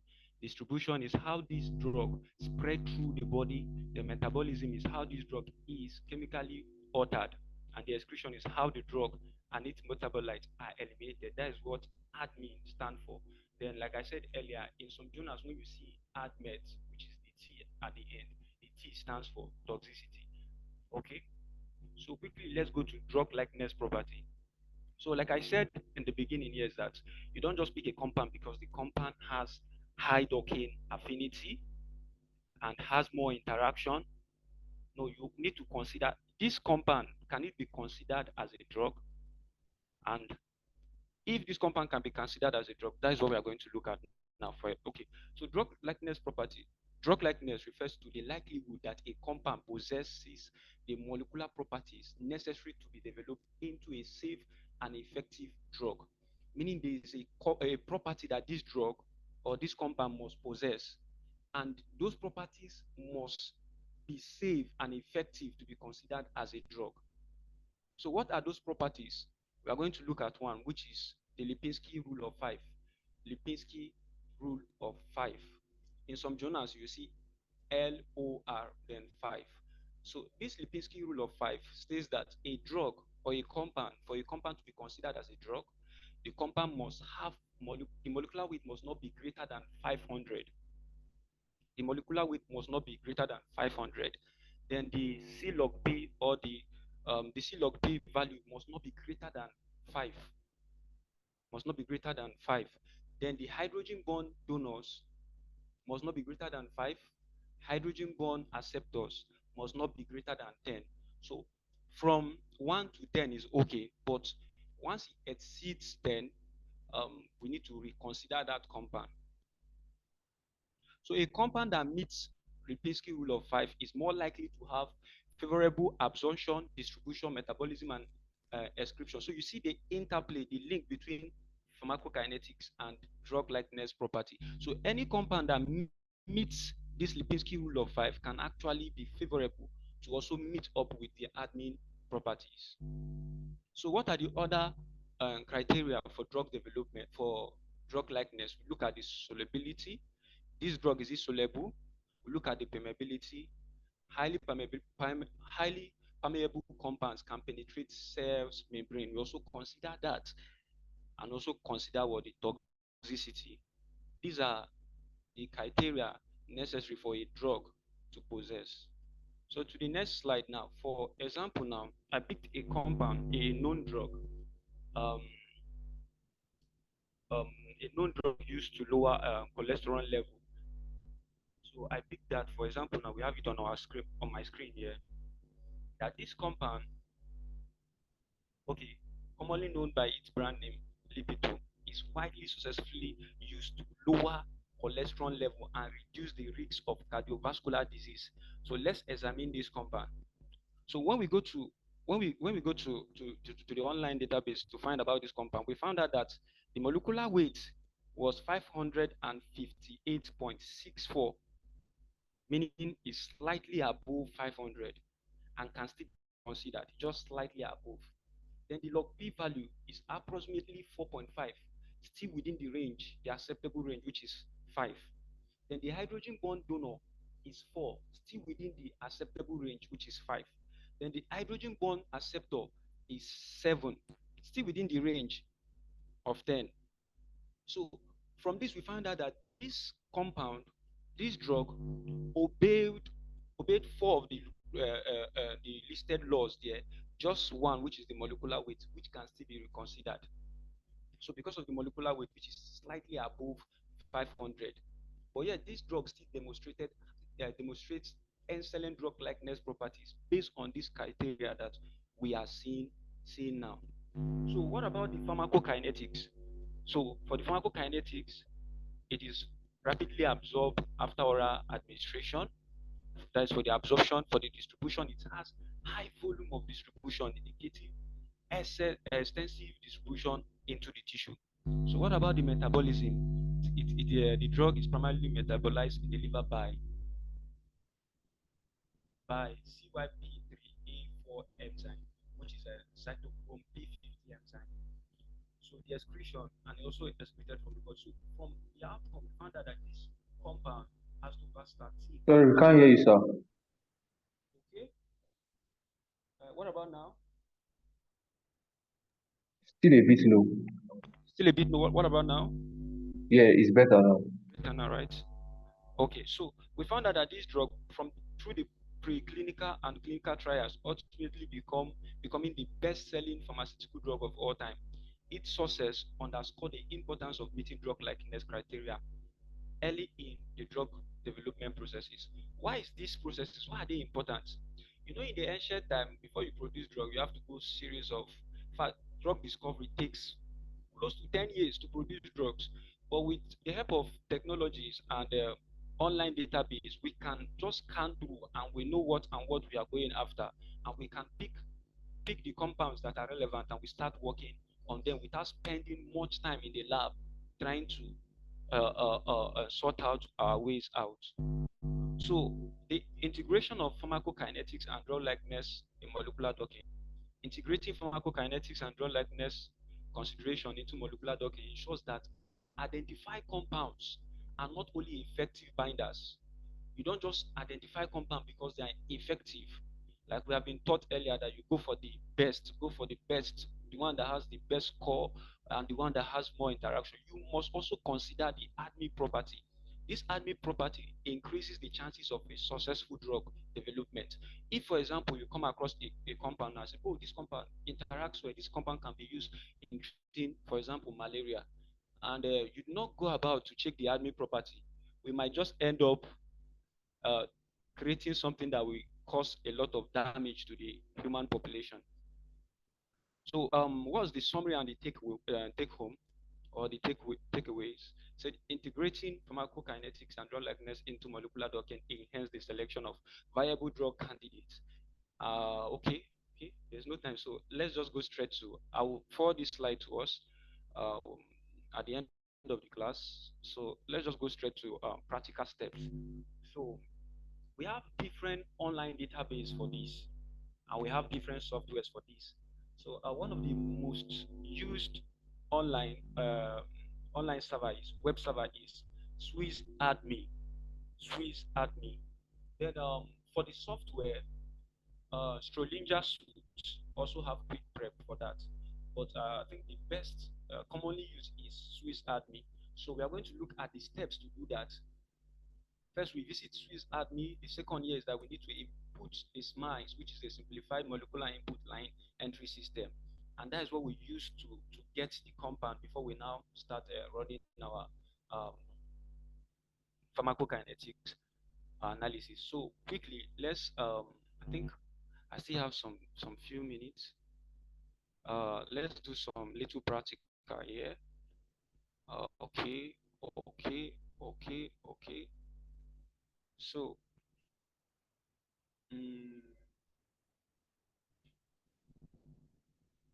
okay, so for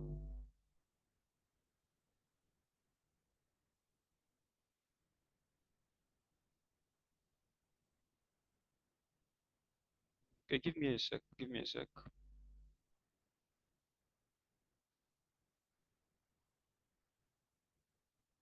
Okay, can we all see my screen now? Can you see my?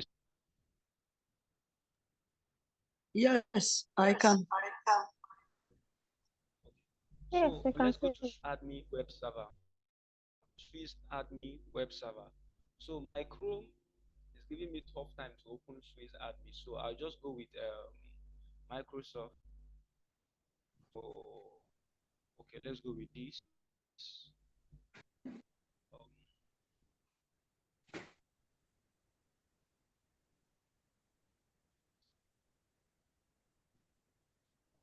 Okay.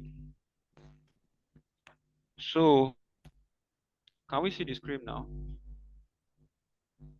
So this is how Swiss admin looks like. Let me start afresh.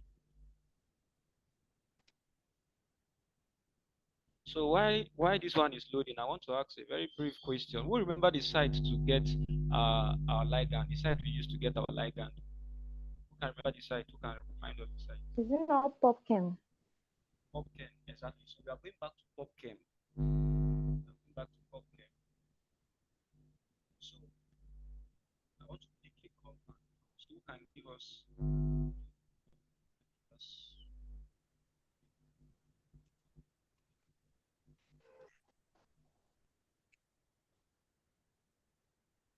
Okay, let me pick this.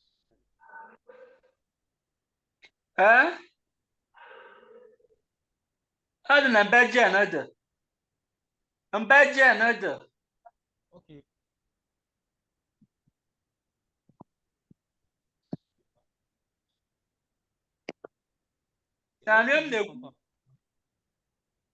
Please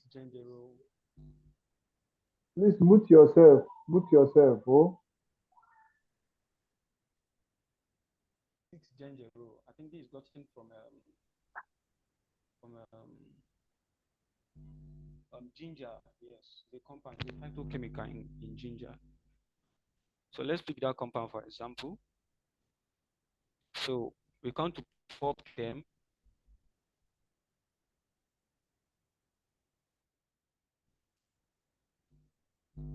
We search for the compound here.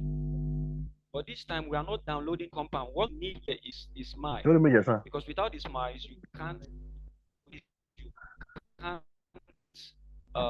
perform your pharmacokinetics in SwissADME. So the SMILE is a very important sequence you need. So when you pick this SMILE, the SMILE also acts like the same way we have PDB-ID. That is the same for compounds, for ligand. So when we pick this SMILE, we come to SwissADME. When you click SwissADME, this is how the surface looks like. So you are going to insert your SMILE inside this box that has enter a list of SMILEs here. So when you insert it here, you click on run. Are we following? Yes, go ahead. Go ahead. I want to get a yes from that. Are we following? I didn't hear this last part. First, I said, huh? I didn't get the last part. Okay, I said first, before you start running, you need to get the SMILEs of that compound or your compound of interest. So the SMILE serves as like the same way PDB-ID is served for protein. You also need an ID to identify that compound. So you need to get the SMILEs. And for you to get the SMILEs, you go back to your PubChem. This is the PubChem. You just placed your search here. You search for the compound here. Okay, this was not what I typed initially. Where did I? Okay. You go to your PubChem, you search for this compound. When you search for the compound, the page opens. You come to isomeric SMILEs, and you just copy the SMILEs alone. The isomeric SMILEs. You copy the SMILEs. You go back to your SwissADME web server. You now paste it here. You just paste it here. When you paste it here, you run. You click on run. Hope that's not difficult. Now we can still catch up. Can I go on? Yes, Yeah, yes. continue. Yes. Okay. So Please just wait for it continue. just wait for it to load. Okay, load it. So now when you look at the interface here, you can see the structure of the compound, you can see the formula, you see the molecular weight, number of heavy atoms. Who can remind us? We can just need user Estama. I want you to mention one lipid group. Just mention one. Yes, one, just one. So I'll be sure that we are following. Then Molecular weight Tony, will not be mention more one. than 500. Molecular weight will not be more than 500, not be greater than 500. Okay. Who else want to give us? Who else want to help us?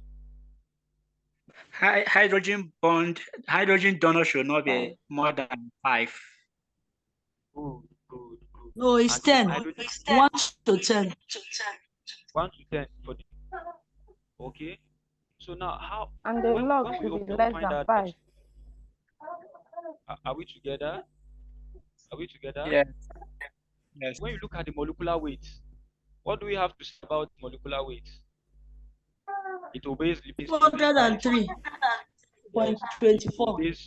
It obeys Lipinski rule. So when we come down to the number of hydrogen bond acceptors, C obeys Lipinski rule. When we come down to the hydrogen bond donor, it obeys Lipinski rule. When we come back to the C log P, so we work with C log P. The C log P value must not be greater than 5. So you see this is still within the range, right?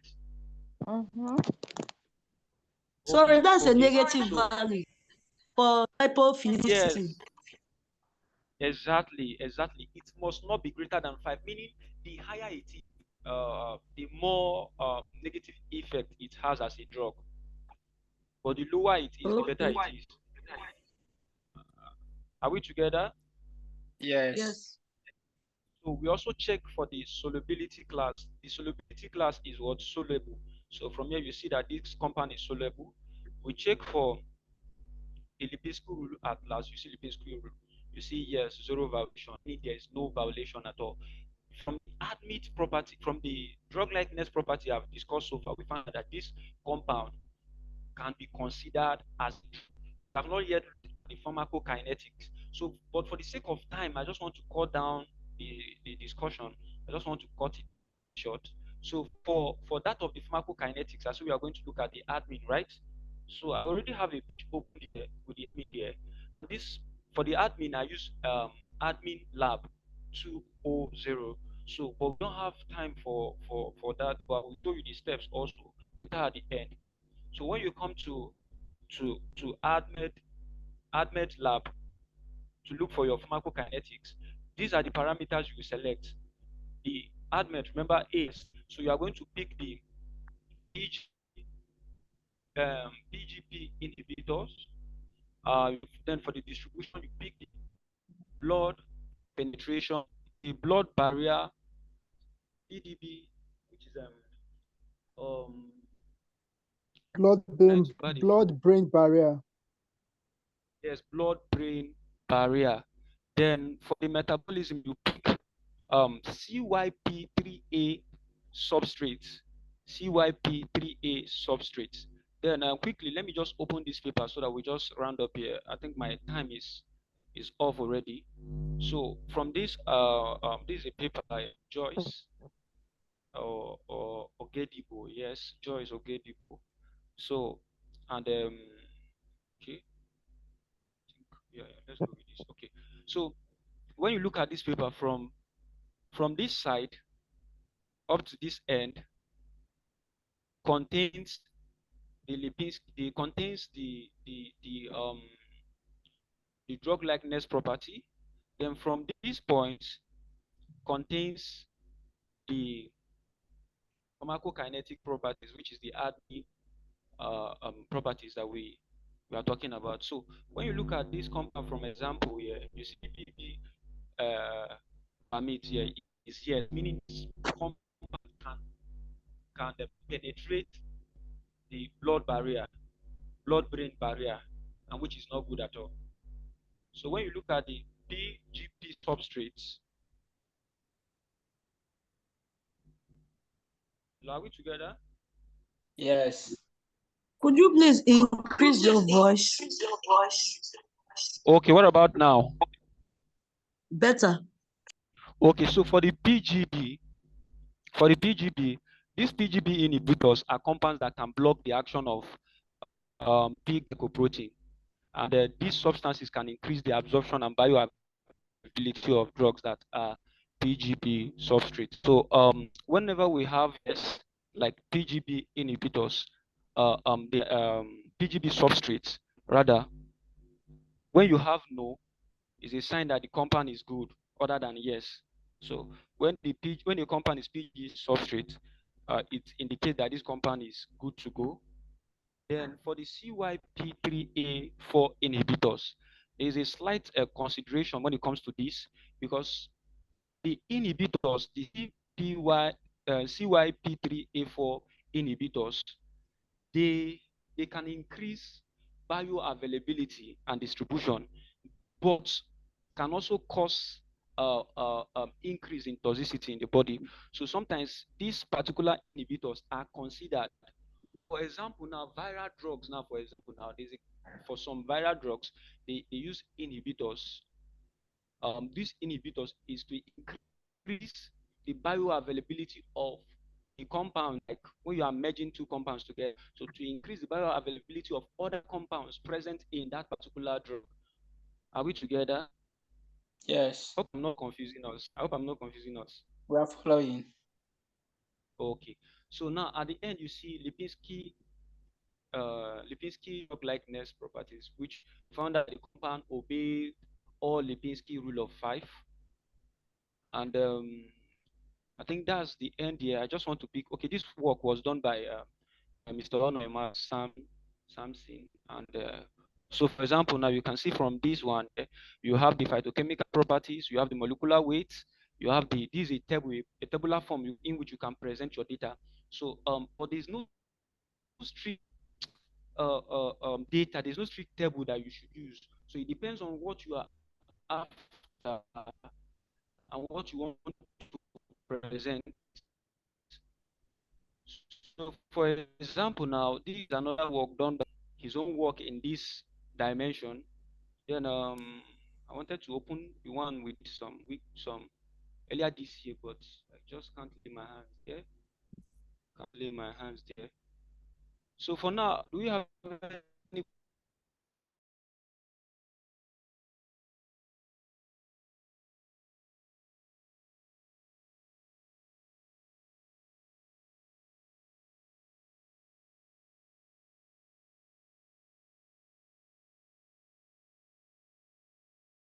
Hello?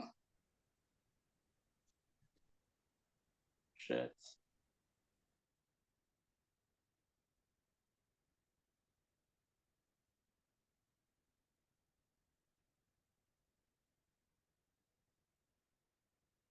Yes, please continue your question.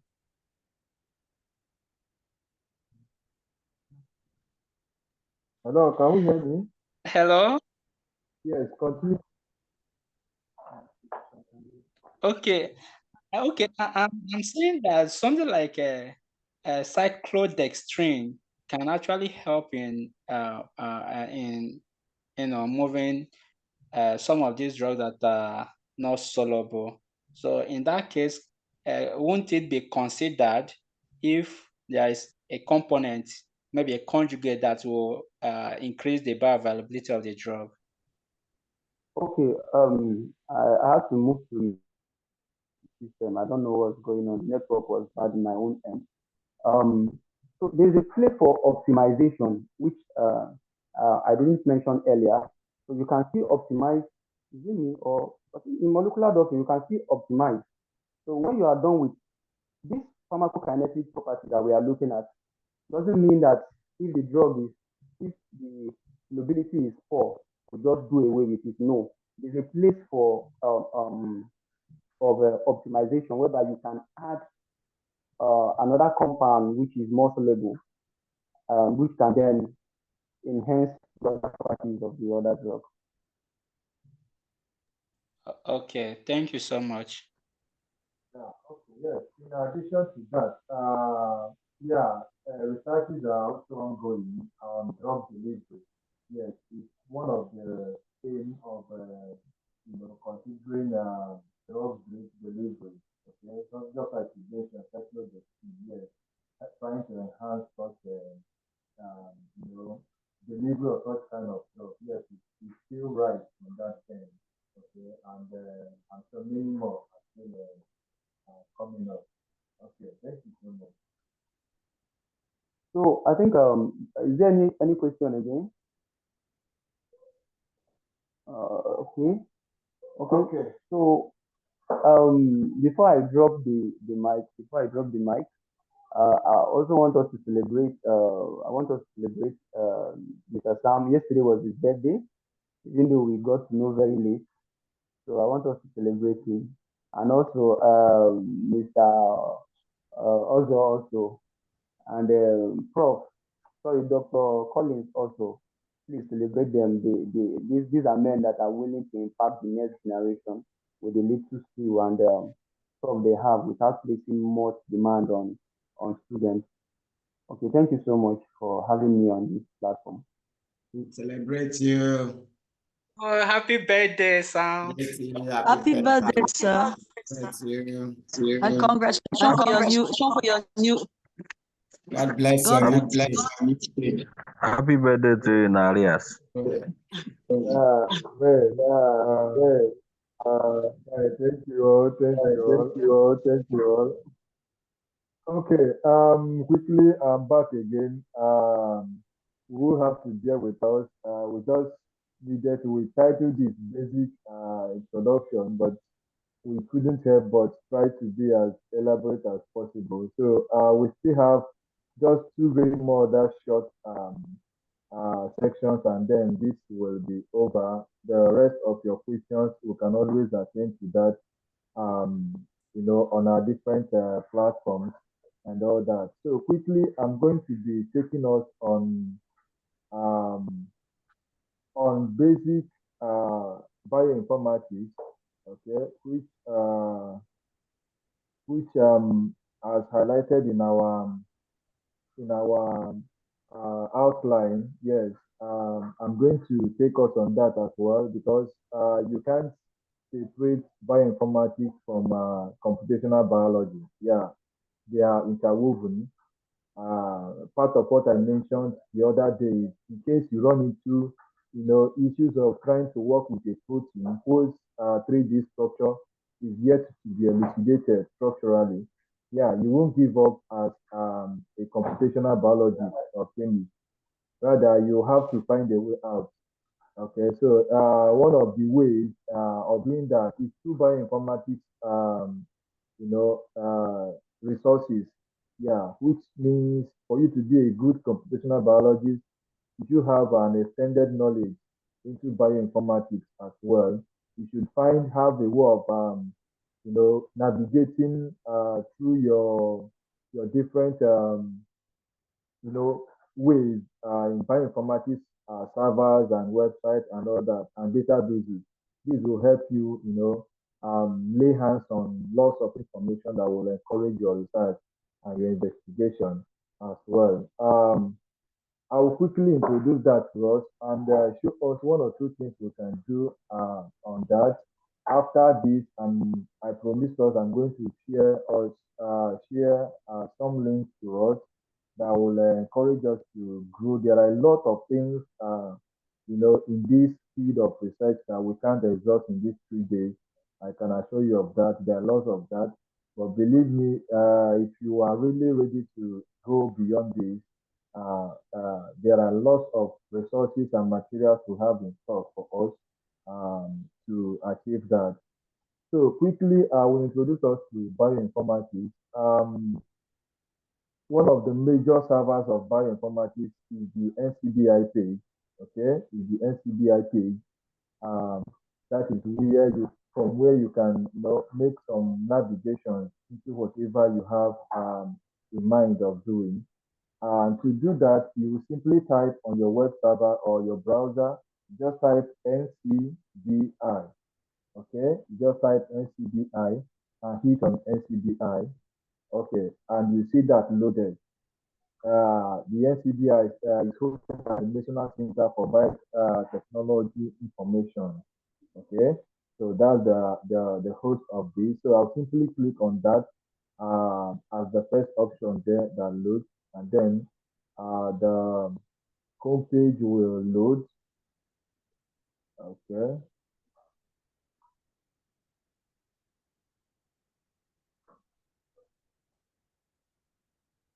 Okay.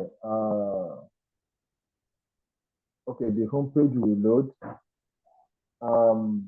When the homepage loads, this is one of the major home pages, like I mentioned, our servers, or online server, where we can actually do a whole lot of things with respect to computational biology, a whole lot of things. One of the major things we always come here for is protein modeling. Okay, what we call protein modeling. You have a research idea you want to try, you couldn't locate your protein. In that case, you are supposed to perform what we call homology modeling to get your protein model. In the same vein, you might also be maybe from the microbiology area or from the life sciences, and you characterize a particular organism, and then after your PCR sequencing, you have your sequence, but you don't know the name of the organism, like I stated in the outline. How to identify a novel organism is a very simple thing to do, even though many of us say hesitate for that. But personally, if I characterize an organism, I don't just accept your results you gave me from your end. I might not have the tools, all that to, do the whole characterization here. But once the result is back, I must take time to investigate the result and be sure that what you are actually sending to me is the result. If it's not, I will still notify you as fast as possible. Okay, so quickly, what I'm going to be showing us here is how can we, identify a novel organism. Okay, how can we identify a novel organism? You send your students to, isolate a particular novel organism, and then you sent the organism for characterization to identify it, and then they came back with the result, and you want to, actually investigate what they did. Okay, so this is one of the things I think your network is hanging. Oh. Okay, is it getting better now?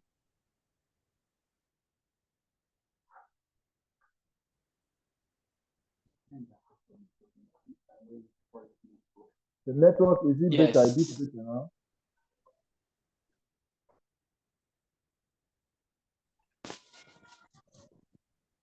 Okay, it's better, right?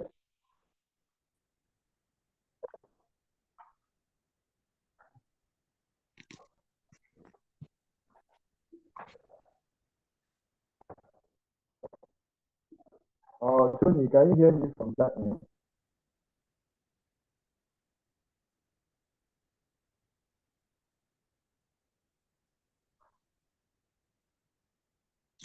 Okay, I think it has normalized.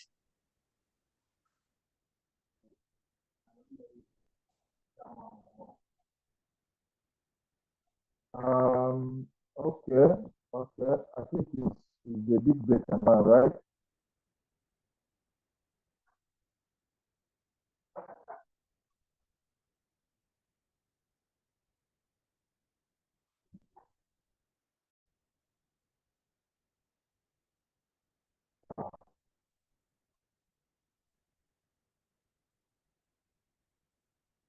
Okay, very sorry about that. Very sorry about that. We're back. I hope I can be heard better now, right? Yes, sir. Yes, sir. Yeah. Okay, so like I was saying earlier, you want to identify a novel organism. Yeah, this is part of the two things they come to know as computational biology. Okay, and many more that we're going to be supplying us with information after now to help us grade properly. In this case, I'm simply going to, search for an organism I worked with, okay, I isolated, and then I will show us how those of them that are working in some biotechnological institutes carry out some of those identifications or primer designing or homology modeling and all that, okay, as we are going to see very shortly. So I will simply pick the work, okay.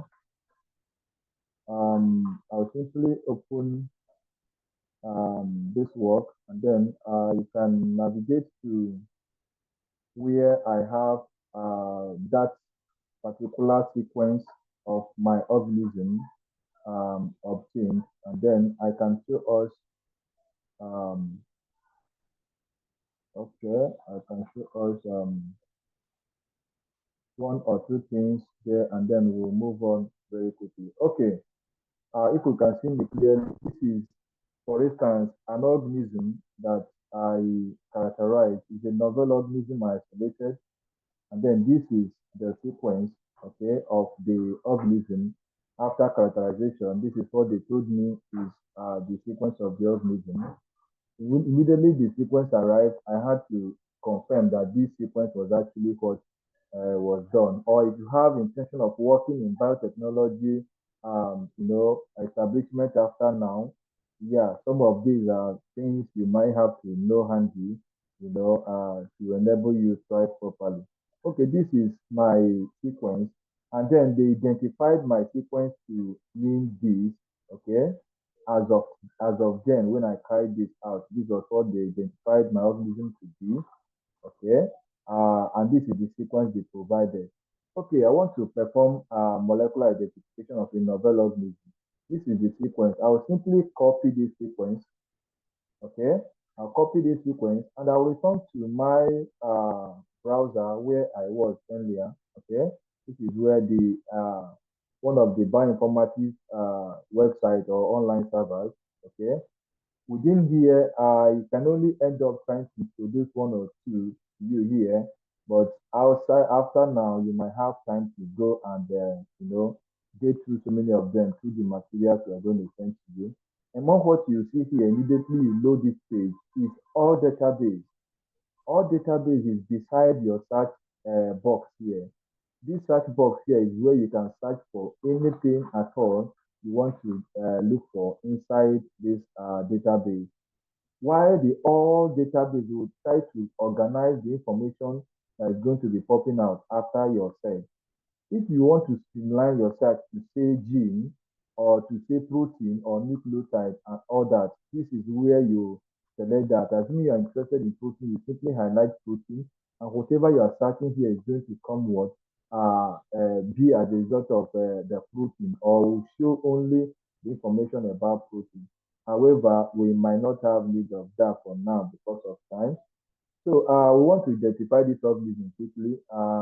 And how do I do that? Because this is a novel organism, I am only going to try to establish the evolutionary relationship between this novel organism and organisms that are already or possibly in existence. Yes, no organism exists as an island or so. No, there must be an organism that is very, very related, to that organism that will enable it or that causes the similarity in sequence, to occur.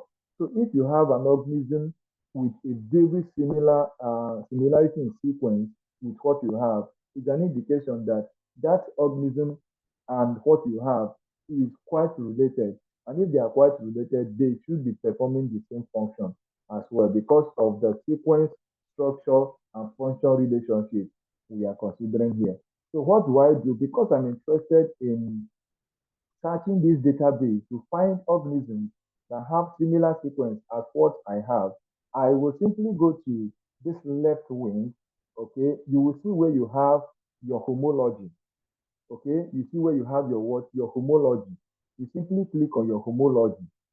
Okay, and when you click on your homology, it will load. And then this is the section for homology. This is under NCBI home. You click on your homology, this will appear. Then because we are interested in the gene, the genetic relationship between the sequence you have, remember it's the nucleotide sequence that you have, with what is already existing in the database, you simply under homology, you scroll down to the genome. You are not after the protein and all that. You simply go down to the what? To the genome blast. Okay, you simply go down to the genome blast and do what? And hit on this genome. Okay, genome blast, and then it is going to load. Okay, and when it loads, this is what comes up. From here, you will discover that you have a few options here. You could perform a nucleotide blast if you have the nucleotide sequence, or protein blast if you have the amino acid sequence. Okay, you are trying to investigate. But here we're talking about organisms, so we are interested in the nucleotide blast. So I'll simply click on nucleotide blast, and then this is what I have. Okay, it will open up this point for me. And more what I'll find here is an option or a box where I'm supposed to enter my extension number. I'm supposed to enter the FASTA sequence, okay, of my my organism, the one I just selected and sequenced. Okay, the FASTA sequence is referred to as the genetic sequence, which is the nucleotide sequence, the four basis nucleotide sequence of that particular gene. That is what you have the FASTA. Then if you're talking about FASTA sequence of a protein, you are simply referring to the amino acid sequence and all that. So I'm simply going to paste that sequence I copied from what they sent to me, okay, in this box. However, if you have it already saved as a notepad file or as a text file, you can simply click on choose file, okay, and then get that loaded into this place. Okay, immediately after pasting it here, I just need to scroll down. If I scroll down, every other thing here is always preferred to be left on default, okay? You leave that on default, except for instance here, I have nucleotide collection. If you open this arrow, you might have some other collection. If it's anything outside the nucleotide you are doing, you can make your selection here. But for now, we leave everything here in default setup. Then when you come down here, you're going to see how is this blasting you are going to do now. Blasting is just a means of searching the database. What you want to search now, is it highly similar sequences or more dissimilar or somehow similar sequences? So the strongest is highly similar sequences. This is what we are going to make use of now. So I will simply go down again, and then if I click on blast, this will comment immediately. However, if I select this box close to the blast, the box said show results in a new window. Okay, show results in a new window. It means if I select on this and blast, the result of this is going to open a new page for me. Okay, instead of replacing what I have here, which is preferable. So you can easily come back here. So I'll just click on blast. After pasting that, okay, is the strength of your internet access will determine the little seconds this is supposed to take you. Okay, as you can see, mine is done already because mine has a bit of a strong network now. Okay, so this is what we have. And then these are the few information concerning, our organism or the sequence of the organism I just copied. Okay, so like I showed us earlier, if you come under here or down here, you will see that this organism has about 100 of them were selected here. If you see where my cursor is, about 100 sequences were found to be similar to the sequence I have. Okay, then the stronger the similarity will now determine the first one you are going to pick. Okay, so from what I have here, they selected about 100 of them. Okay, for me, which should still have next button if you go down, okay, to search for more. But this 100 is sorted out as the best 100 that will meet our search. However, as of the time I carried out this research, these people found out my organism to be, let me see that again. Okay, the organism, they found it out to be Galactomyces, that is this, Galactomyces candidium isolate C27. This G stands for Galactomyces. Okay, I have Galactomyces candidium isolate C27. That was the most similar organism to my sequence as of the time I carried out this research. So if we go to the same database now, you discover that this is Galactomyces candidium. It is now the third one now. Okay, let me highlight this. You discover that this third one now was the organism they isolated for me or they chose for me that time to be the most similar organism. As of the time this research was carried out, this organism here was the topmost here. But you can see that two other organisms have been uploaded here, has been identified to be more similar to the sequence I had earlier than this Galactomyces C27 isolate.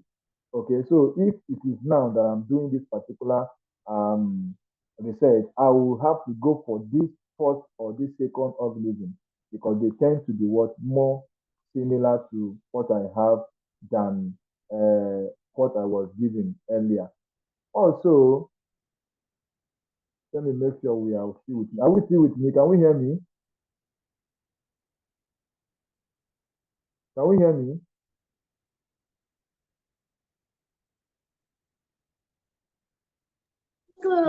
Yes, we can. we can hear you. Okay.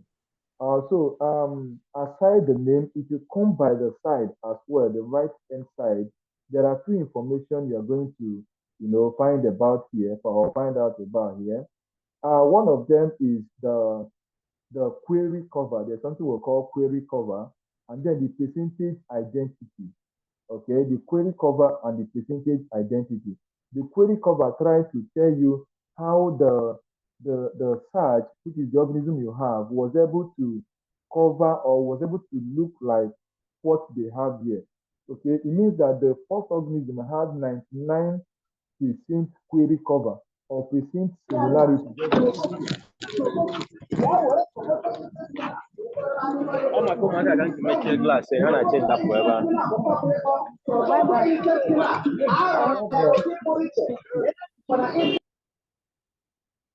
Okay, it's fine. It's well. Thank you. So I'm trying to tell us that we have query cover and we have percentage identity. These are a few of the most important information here. The query cover tries to tell you the percentage of your new organism, the percentage of the organisms here that your own organism or your own sequence was able to be paid with was similar to. Okay, so if is a kind of a coverage, it's trying to tell you that part of about 99% of your sequence is similar to what you have here in the first one. While as you go down, it keeps reducing. While the third one I mentioned earlier, as you can see, is 99 here. Okay. However, not just the query cover will give you the license to choose any organism. You also consider the percentage identity. Yeah, the percentage identity and the query cover work hand in hand. As you can see, the first one we have here had about 94.12%. Okay, in terms of their similarity and all that. So going by the right, you see the ascension number. Every organism will always have an ascension number attached to that. So this is how you can quickly confirm the identity of your organism. If you sent an organism for characterization and it came back, or you're working at where the characterization is being done, yeah, you need to have some of this information handy and then be able to know when you're actually getting the right thing done or when you're getting the wrong thing done. Yeah, there could be mistakes at any point, which a computational biologist, you are supposed to investigate that and make sure you don't make mistakes like the rest. Okay, like I mentioned, we won't have enough time to go into some other things here. Okay, we are going to provide us with the materials that will help us expand knowledge more on this. While I quickly take up the last section and then we can continue with our practice. But for now, let me hear our question if we have any on this particular section. Do we have any questions so far? Yes, I have a question. You said that the query cover and the percentage identity go hand in hand. But Yeah. looking at the query cover, there's one I saw has 100%, while the first one is 99%. So, but if it goes hand in hand, it means that 100% is supposed to be the topmost. Okay, yes, I got your question right. Yes, when I mean they go in hand, I mean you don't just pick the result of the query cover, ignoring the percentage identity score as well. If you consider the one that has 100% here, go and check the percentage identity. It only has about 92.8 percentage identity. You won't pick that over the one that has 94% and 99. Okay, so you consider the query cover and you consider as well the percentage identity. However, by default, the system, the server has a way of sorting this, sorting this according to many other factors, that may be considered. They will sort that in decreasing order of similarity. Okay, so once you load your novel organism here, the first 2, 3 are always, considered the best, from where you can now make every other investigations and now make your choice. Okay, I hope that is okay by you. Yes, it's okay, but after discovering your novel organism, how do you name it? How do you give it a name? Okay. As simple as that. The organism you identify here as the most similar organism to your sequence automatically becomes the name of the organism. Yes, it automatically becomes the name. You are not going to generate a new name, maybe Ezugu's organism or Ezugu Oriseke or whatever as the name of the organism. Okay, yes, the organism that is most similar here is automatically taken as your organism. Yes. Is that right? Thank you. You're welcome. Esther Obiwolu is raising her hand. Please ask your question. So one Thank thing you, we sir, want to upload for result. the insightful lecture, sir. I want to fit this with what we did about protein docking, sir. This you are talking about computational for identification of organism. In the case of the protein we did, can we equally characterize it using the NCBI database? That's my question, sir. Okay. Yes, like I mentioned earlier, where it concerns protein is what we call the homology modeling or protein modeling. Yes, the same way we came here and blasted for novel organisms. Yes, you could have a research design, whose protein you want to work with is yet to be, elucidated structurally. Like I gave us instance 2 days ago, when COVID-19 came out newly, most of the structures of the protein present in COVID-19 are yet to be elucidated structurally, because it just came out recently. What you can do as a biologist, a computational biologist, is simply to come to the same NCBI page here and perform what we call homology modeling. I'm going to provide us with the materials after here. We won't have all the time to do that. I'll provide us with the material for those that want to take that up. You will discover that you could actually use this same database to model a protein, which is trying to blast the protein using the amino sequence of the protein. It's very easy to sequence a protein that newly come something like COVID. Just a matter of days, they have started sequencing the different amino acids for the different proteins of that particular virus. The high protein, the spike protein, the nucleocapsid phosphoprotein, the amino acid sequence are easily elucidated, but the structural elucidation, might take few weeks to a year or thereabout to get that done. So you could actually use the sequence and come here as well and blast and perform what we call homology modeling to get a model you can use to work, and perform your docking or your in silico studies. It's very possible. All right, thank you, sir. That's all. Redmi 11, you seem to be raising your hand. Redmi 11, have you read me? You had a question. Redmi, you were trying to ask a question earlier on. Oh, okay. It seems the person is not close by again. Okay, like I promised us, I want to show us the last part before we call it a day.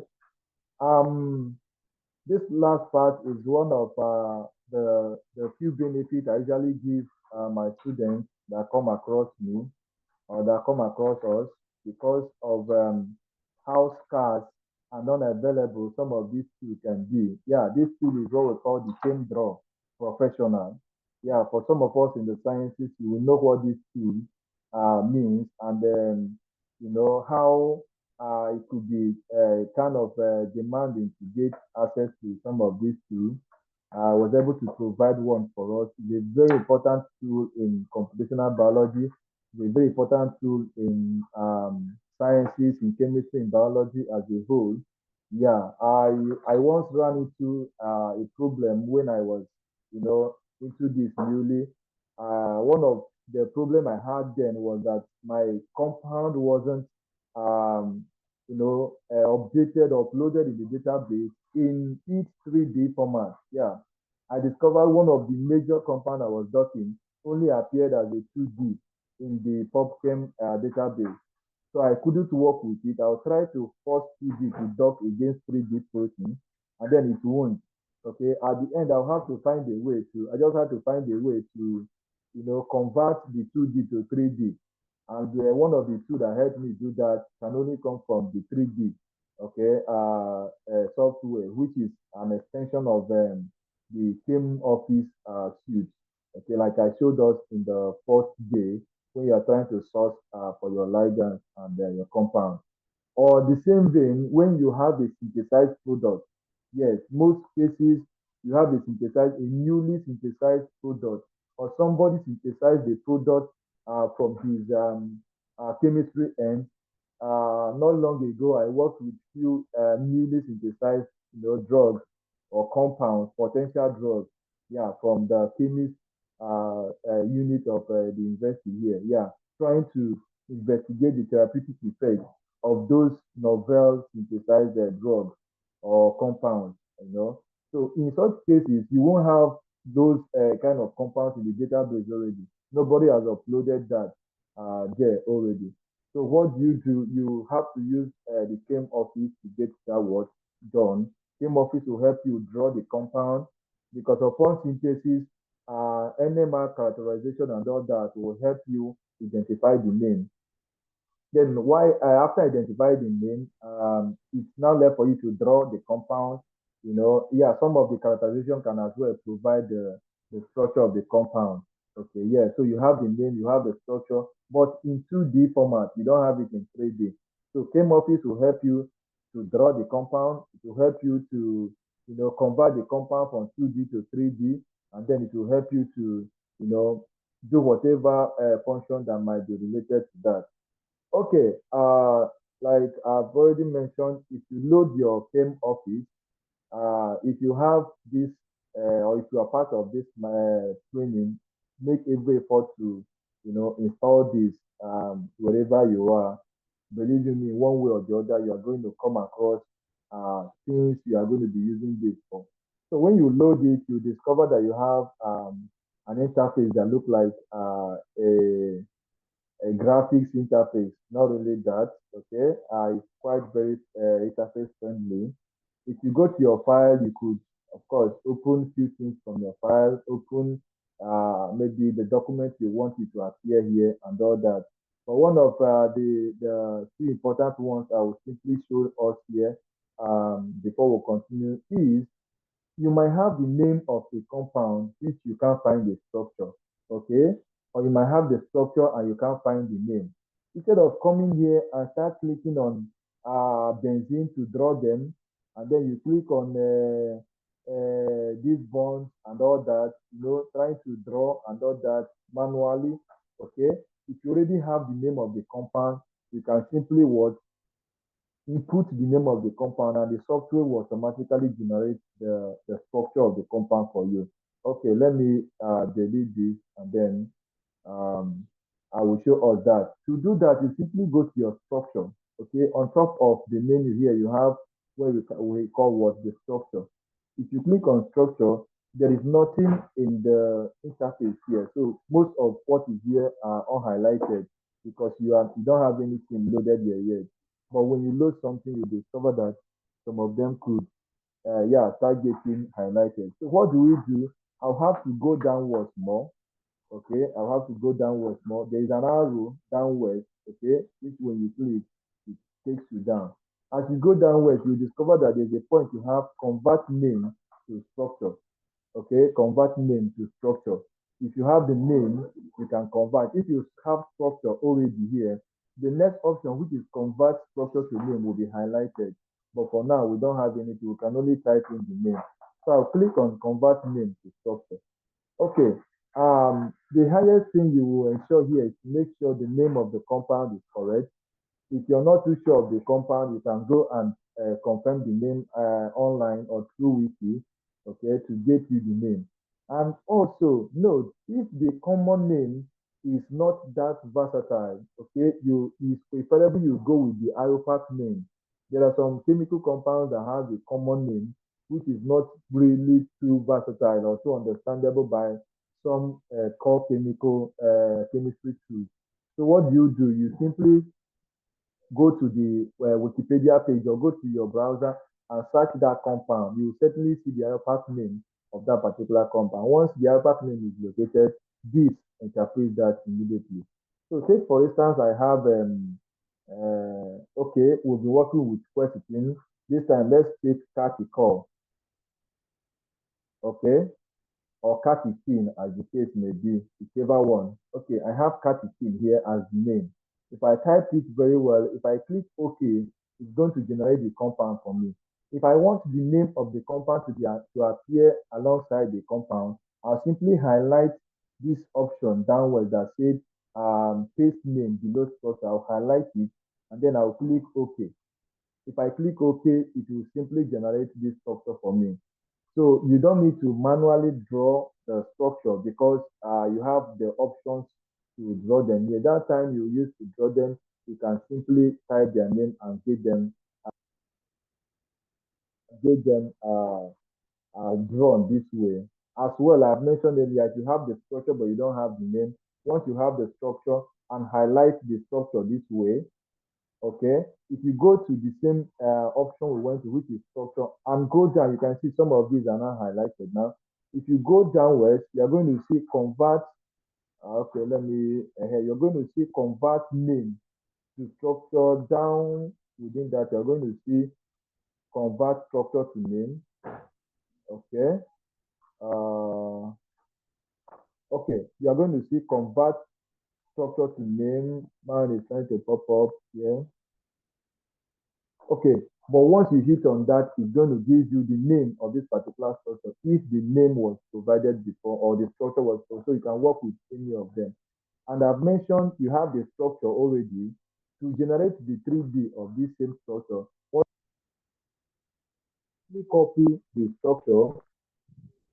Okay, you simply copy the structure and then paste in 3D by doing Control C on the structure. After being highlighted, you have copied the structure. I hope you can still hear me, right? Yes. Okay. So you simply copy the structure and go to your Chem3D. Okay, you either search Chem3D. Mine is already appearing here because I have searched it. So you just search Chem3D, or you go to your All Program through your window option. Go to All Program and go to Chem Office. Click on the pop down arrow. You see Chem3D as part of the suite. You click on Chem3D, it's going to load, and when it loads, you have already copied your compound in 2D view, okay, in 2D format. So what do? You simply do Control V, and you have pasted the same compound you copied from the ChemDraw. From here, you can now convert that 2D dimension compound. This is in 3D. So you simply go to your file to save it. You go to your file, go to Save As. If you go to Save As, it has automatically saved it to what? To a protein data bank file or format, which is a PDB format. If yours is not in PDB format, you can click on the pop down arrow and make sure you select what? The PDB, the protein data bank.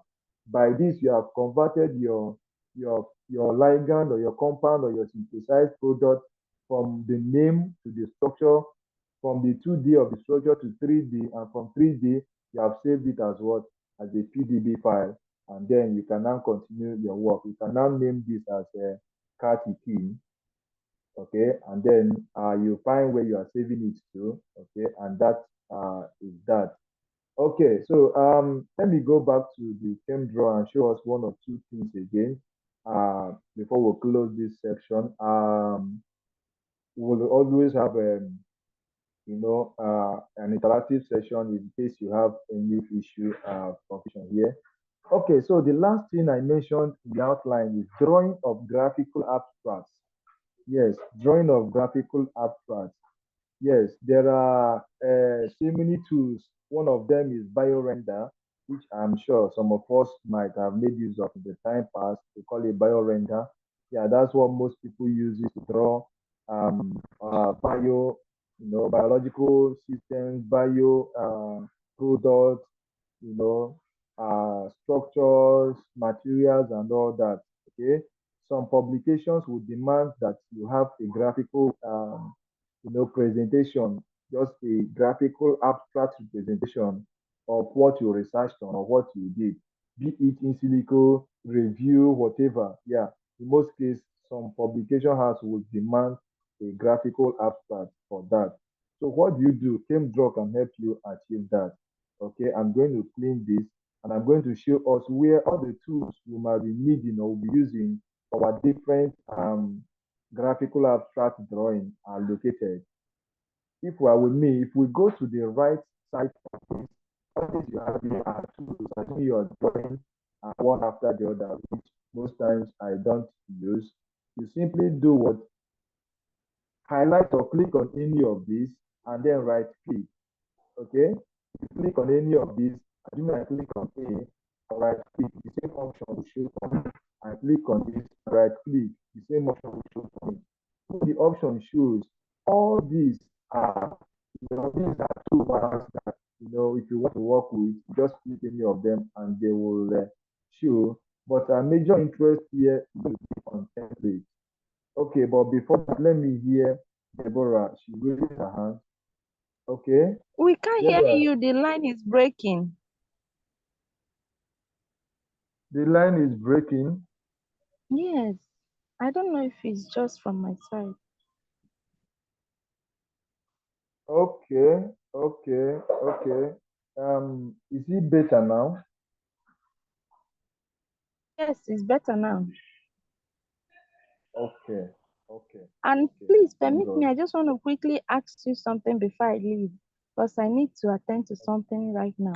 Please, there are other things we didn't touch. So my question is, are we still going to have another class, or is this just the last class? Okay, okay.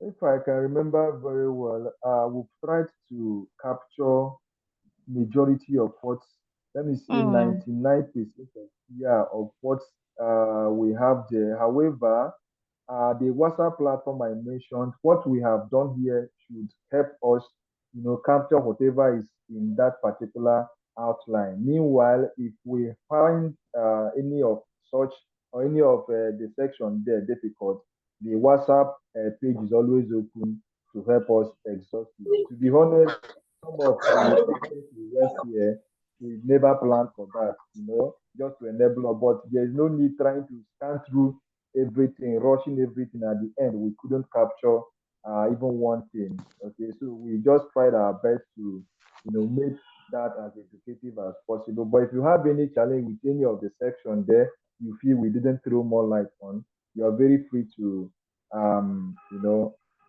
our attention. I will attend to you on the WhatsApp page. It's okay. Thank you. You're welcome. Okay, so that being said, I'll quickly show us, was mentioning you can actually use this to draw your graphical abstract by simply clicking on any of these and right click. If you right click, this pop down menu will lead you to one of them is the template. Okay, template is very, very, very important. Okay, yeah, instead of copying them or downloading them from the internet, you can simply use a highly resoluted template from this tool to draw that and to organize that. So for instance, I want to draw microorganisms.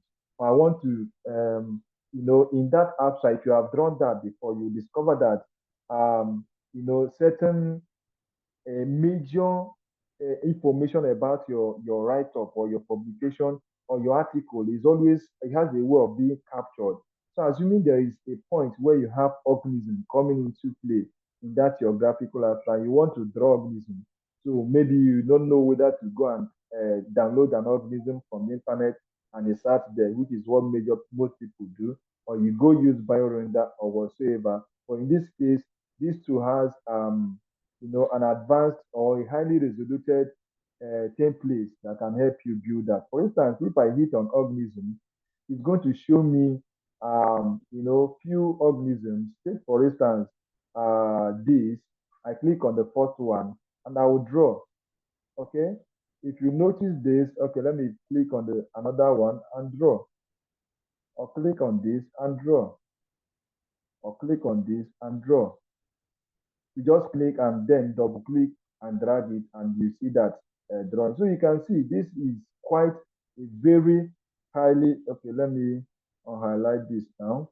So you can see this is a very highly resoluted structure, okay, that you can use as if is this kind of organism you're referring to. or this or whosoever, depending on the shape of the organism you're working with. This can actually help you make a very highly resoluted image of that. This is just for organism. If you want to delete any of them, you can double click and highlight them and then click your delete button. If you go to the same place, right click and come down to your template, there are many of them, including functional groups, DNA templates, okay, and the rest of them. These are DNA. If you want to draw DNA structure and all that, so this is where this can help you do that. I can delete this, okay, and many other templates that you just need to take your time, go through all of them one after the other. Under anatomy, you can see some of these. Under anatomy, this is the brain. You want to draw about it. You want to represent the brain in your graphical abstract. Maybe your write-up has something to do with the brain. This is the brain here. You have something like the cell you want to represent. This is the cell, where this is the nucleus. You have the eye. Okay, this is the eye and all that, very highly resoluted. This is the liver and all that. So this is the lung. So these are what we call the anatomy, okay, of the human body. You want to draw the human being or whatever you want to draw here, they are all actually represented here. Okay, so you take your time, come to here, go through them one after the other, take a good time and create your abstract, or you're making a presentation, even a PowerPoint presentation. There are some images you don't need to download from the internet. If you have this too, you come here, their templates are already here. So this will help you have a highly resoluted template that can help you build what you want to build, and many other things that you are going to be learning when you come over here and all that. I think we have heard a lot. This is already 6 p.m. But before we go, let me take one or two questions from us, if we have any so far.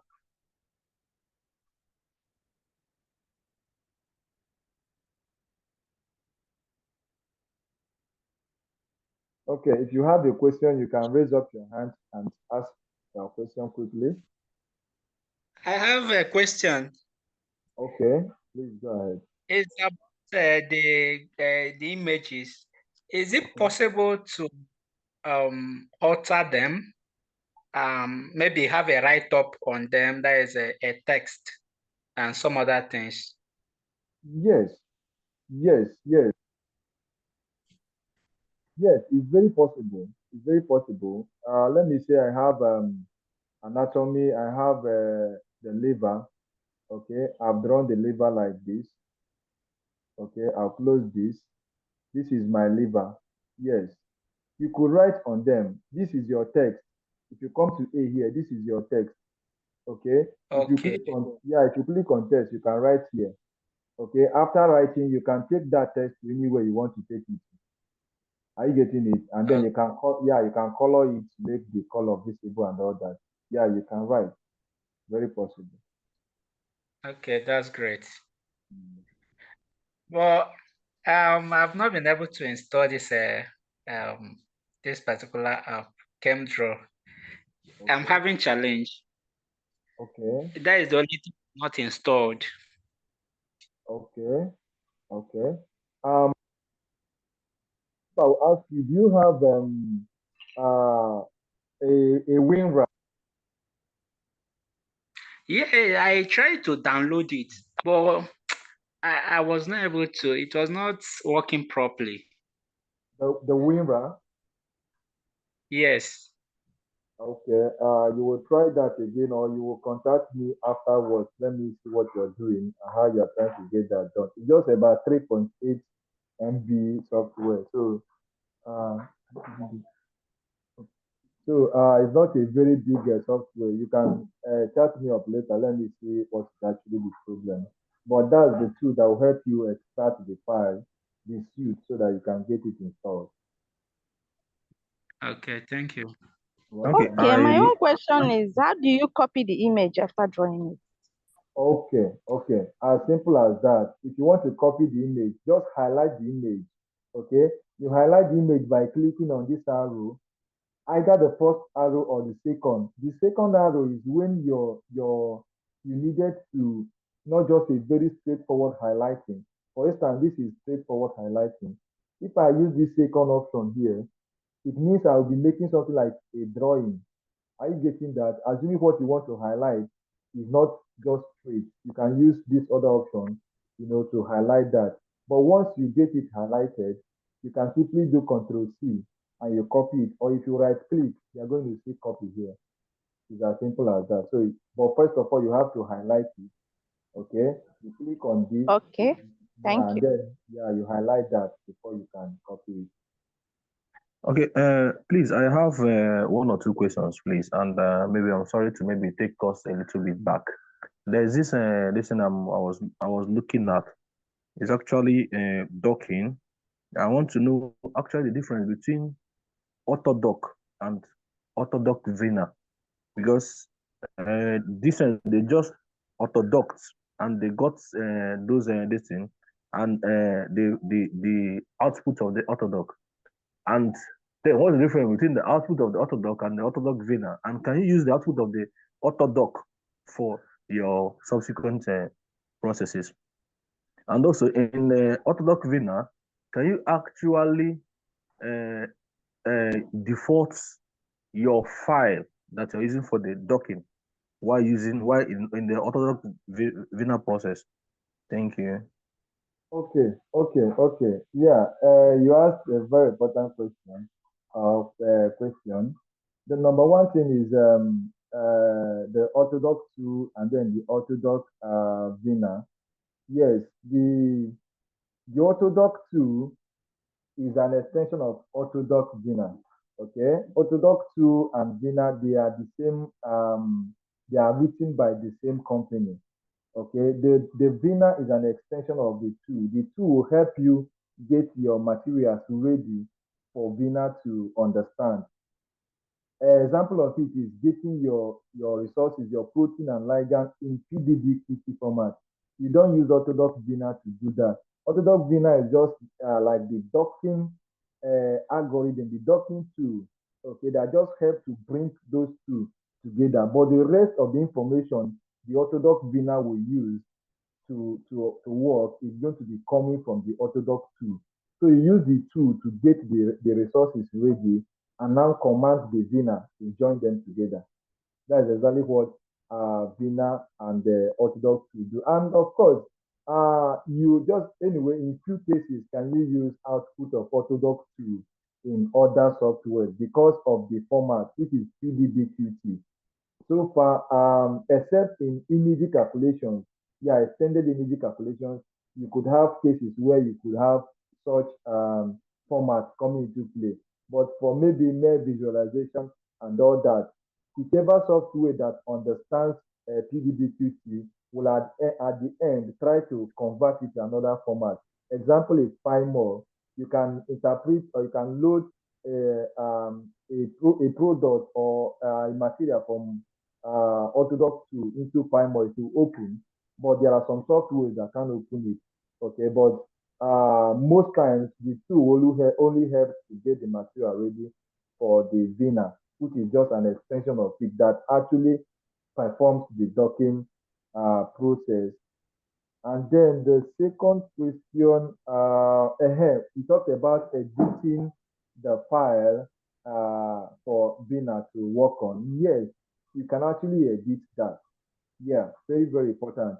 Assuming you dock your compound, okay, and you notice that, let me go and adjust, maybe instead of having 40, 40, 40, you remember in that config, instead of having 40, 40, 40, let me tighten the coordinates to maybe 30, 30, 30, or 35, 35. You can go and do that, even though you have prepared the slide, the config file. Just go open the config file, edit the 40, 40, 40 to 30, 30, 30, and then click on click on save, and you have saved it. And then one other important thing that I want to add to that, which is one of the papers why I sent God's view. If you remember, we have not opened God's view since we started, but thank God you asked this. God's view will simply help you to locate if you see that place, we have center X, center Y, center Z.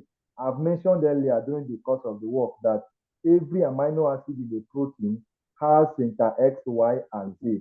So when you open any protein, just open your Gauss view, go to open and load in that protein. That particular Gauss view will open up the protein according to the different amino acids in that particular protein. You will see all the amino acids in that protein, and not just all the amino acids. Each amino acid have, say, 3 carbon atoms, 5 hydrogen, and all that. Each of those carbon, each of those hydrogen in the amino acid has its coordinate X, Y, Z. So if you want to target a particular amino acid from your literature investigation, you discover that serine 122 is very much important in drug targeting than every other amino acid in the active site. You can open the protein in Gauss view and trace and navigate to serine, scroll down to serine 122, and then target that serine 122 there. By simply copying the coordinates, you see the X, Y, Z coordinates there. Copy it and come to your config file and replace the X, Y, Z with that same coordinate you have there. And when you perform the docking, you have simply targeted that particular amino acid exactly the same way that way. So you can edit your config file even after preparing that. And whatsoever editing you do, it will reflect in the Autodoc DINA docking. The docking process will be affected by that, and the result as well will be affected as well. Okay, the process we just went through now is blind docking. Yeah, the one we just went through now is blind docking. Yes, targeted docking. This is the only difference between targeted and blind. That's just it. So if you can perform blind, you can actually perform side directed. It's as simple as that. So please, before I forget, I could remember before we started listening, you just said that you will show us one of your papers you've published. I would like possibly you will send us one or two so that we will go through. Okay, I can send us that. I think I have some of them here. I can send us that for a few that would want to. Okay, maybe I'll just open a few that I have handy here. These are from 2023 and 2024. Okay, this is one of it. Very quickly, I will still drop it for those that might have need of it. Yeah, this is one of them. Yeah, this is me here because of this part of the research. If you scroll down, you are going to see where I came in. Yes, you can see this. This is the 2D diagram I just showed us. Okay, coming into play. And then if you go down, this is the 3D. If you can remember us working with something like this, this is the 3D we just generated. Okay, and all that. That's for this particular one. From these recent ones I have here, this came in April this month. If I go down, you're still going to see the in silico aspect of it. Where I came in, I was the one that did this. Okay, I was the one that did that. I was the one that generated this as well. Okay, using my software. Yeah, if you go upwards, you will find. Let me see. Yeah, this is me here. I'm the last person here. This is Chile Kusan Phenomenon. This is a work I did with a prof from Port Harcourt Uniport. I've not met this man before. We've not seen face to face, and we have about 3 papers already. That is, one is out already. The rest of the 2 are still under review. Even Okay, though I know the prof. I know the prof. okay, you know Prof. Orisakwe of Uniport. Yes, Yes. Oris. I've seen him before. Even Yeah. recently, he came back from one of the African countries, something. Yes. Yes, I'm aware. The day he came back, I know. we talked the day he came back. Yeah, that's about the beginning of this month. Yeah. So it's a very just this that brought both of us together. You know, I've not known him from anywhere, but that's what knowing how to do this can help you do and all that. So there are many of them. These are just few recent ones that I have here. If you go to Please. our how's it called, research gate, you might find more of that and all that. Send them So to us, please. Send them to our WhatsApp listen so that I can have one or two that I'll peruse. okay, it's fine. I'll do that. I'll do that. Provided, however, I'll do that on the condition that I will see our output before I send it. Yes, I must see that Okay. that we're actually making obvious efforts Right. before I send that. That will not be a problem. Mhm. It's all right then. It's all right. Okay, so do we have further questions? Yes, sir. Okay, I'd like to ask. yes. Can you hear me, sir? Yes, I can. Go ahead, man. Okay. As I said before, because of I work too and I come in late most time. The material for step by step, I'm still trying to identify the ligand to work with and the protein. I've not done that. So when I start, I'll still need this guidance, sir. And obviously, it will be. I'm hoping to publish. That was Okay. the essence of joining this thing. I'm hoping to publish. So as I said, I still need the guidance. As I'm talking, I'm having headache. I've not even taken. So most time I go out, the step by step, sir, I'll still need it. It's And fine. after this, can we still be talking with you, sir, for assistance? Sure. Okay. The WhatsApp page is going to be open as long as possible. So feel very free to chat, interact. We leave our ends open, so you can always reach out to us. And then concerning the step, the first day and the second day is already on the WhatsApp. You will see workshop material day one, workshop material day two, especially yesterday on. I was working on that till almost 2 a.m. in the night just to make sure I release that before it escapes our memory. Okay, so if you go there, open it, you will see different screenshots. As I'm explaining the step, I'm also screenshotting and pasting so that you will actually realize where we are and all that. So we make every effort to get that as well. So you just need to carve out more time and then see how you go over that over and over again. If you have issues, you are very free to contact us. We are online always. Okay. Okay, that means the materials there are detailed enough. I was They are thinking they very were sketchy. no. They are very detailed. They are very detailed. Step by Okay. step with screenshots. They are there. All right. Thank you, sir. You're welcome. Okay.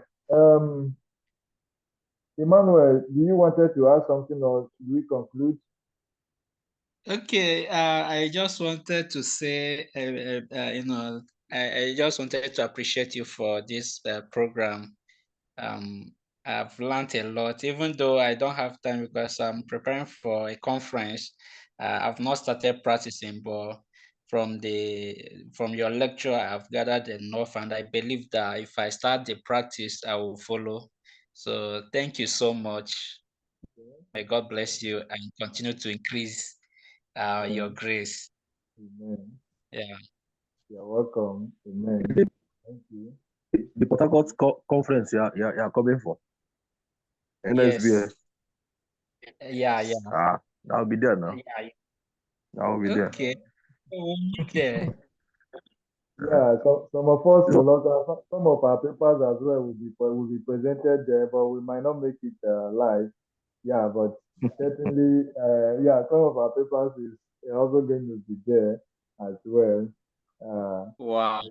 Yeah, we're going to be there, but we might not make it live though. But don't worry. Again, you said something of the certificates. How are we getting it? Yes. Sure, most of us here have filled the form, okay, the online form we sent across to us. That's to help us capture our details. Immediately after now, we are going to forward our certificates to us. If you have not filled the form, please kindly let us know on the WhatsApp page, and then we will forward the materials to you, and then you're including your certificate is going to be sent to you immediately after that. I hope that is okay. All right. Very okay. Okay. So okay, I think we don't have any questions. Is the COBOP founder close by?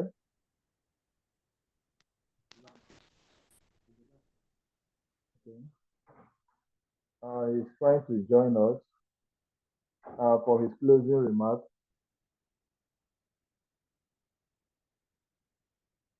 Okay. It seems he's having some network challenge. However, like I mentioned, our end is always open.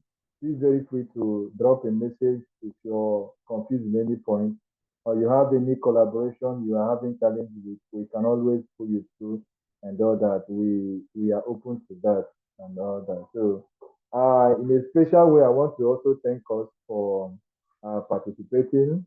One thing is to see an invitation, and another is to embrace the invitation and participate. So I really wish to use this opportunity and appreciate us properly. Even as we tend to partner more after now. So at this point, I will give the founder, COBOP Research Institute, the opportunity to as well give us a closing remark while we call it a day. Thank you all. Can you hear me?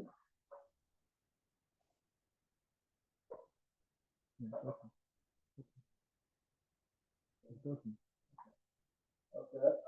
Thank you very much, everyone. Okay. That's very good opportunity and privilege to partake in this kind of workshop. A kick-off workshop, and I believe by now it's working. So we hope to have this more and more in as we collaborate. So as well, we thought we are going to give us just a good way, but I think online magic refining of most part of it, I feel that's also some of the crew. And I want to really appreciate you for that. It's been a lot of energy, a lot of thought, the power we can process. I also want to thank Michael, who support of Thomas Financial, just like that.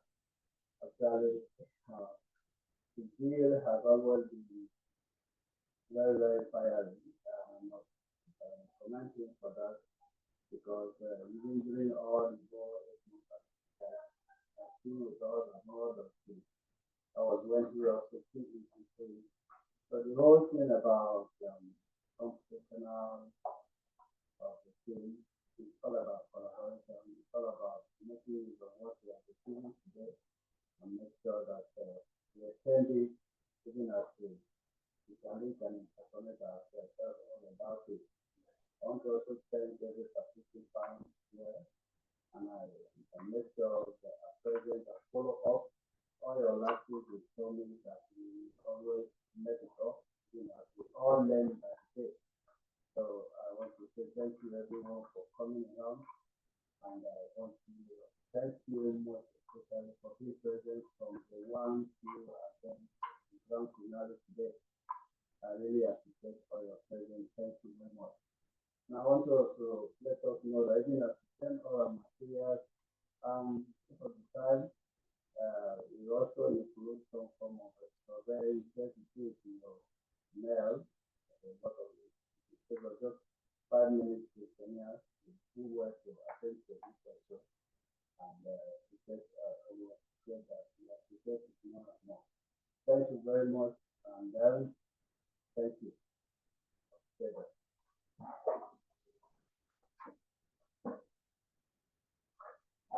Okay, thank you so much, and catch us later.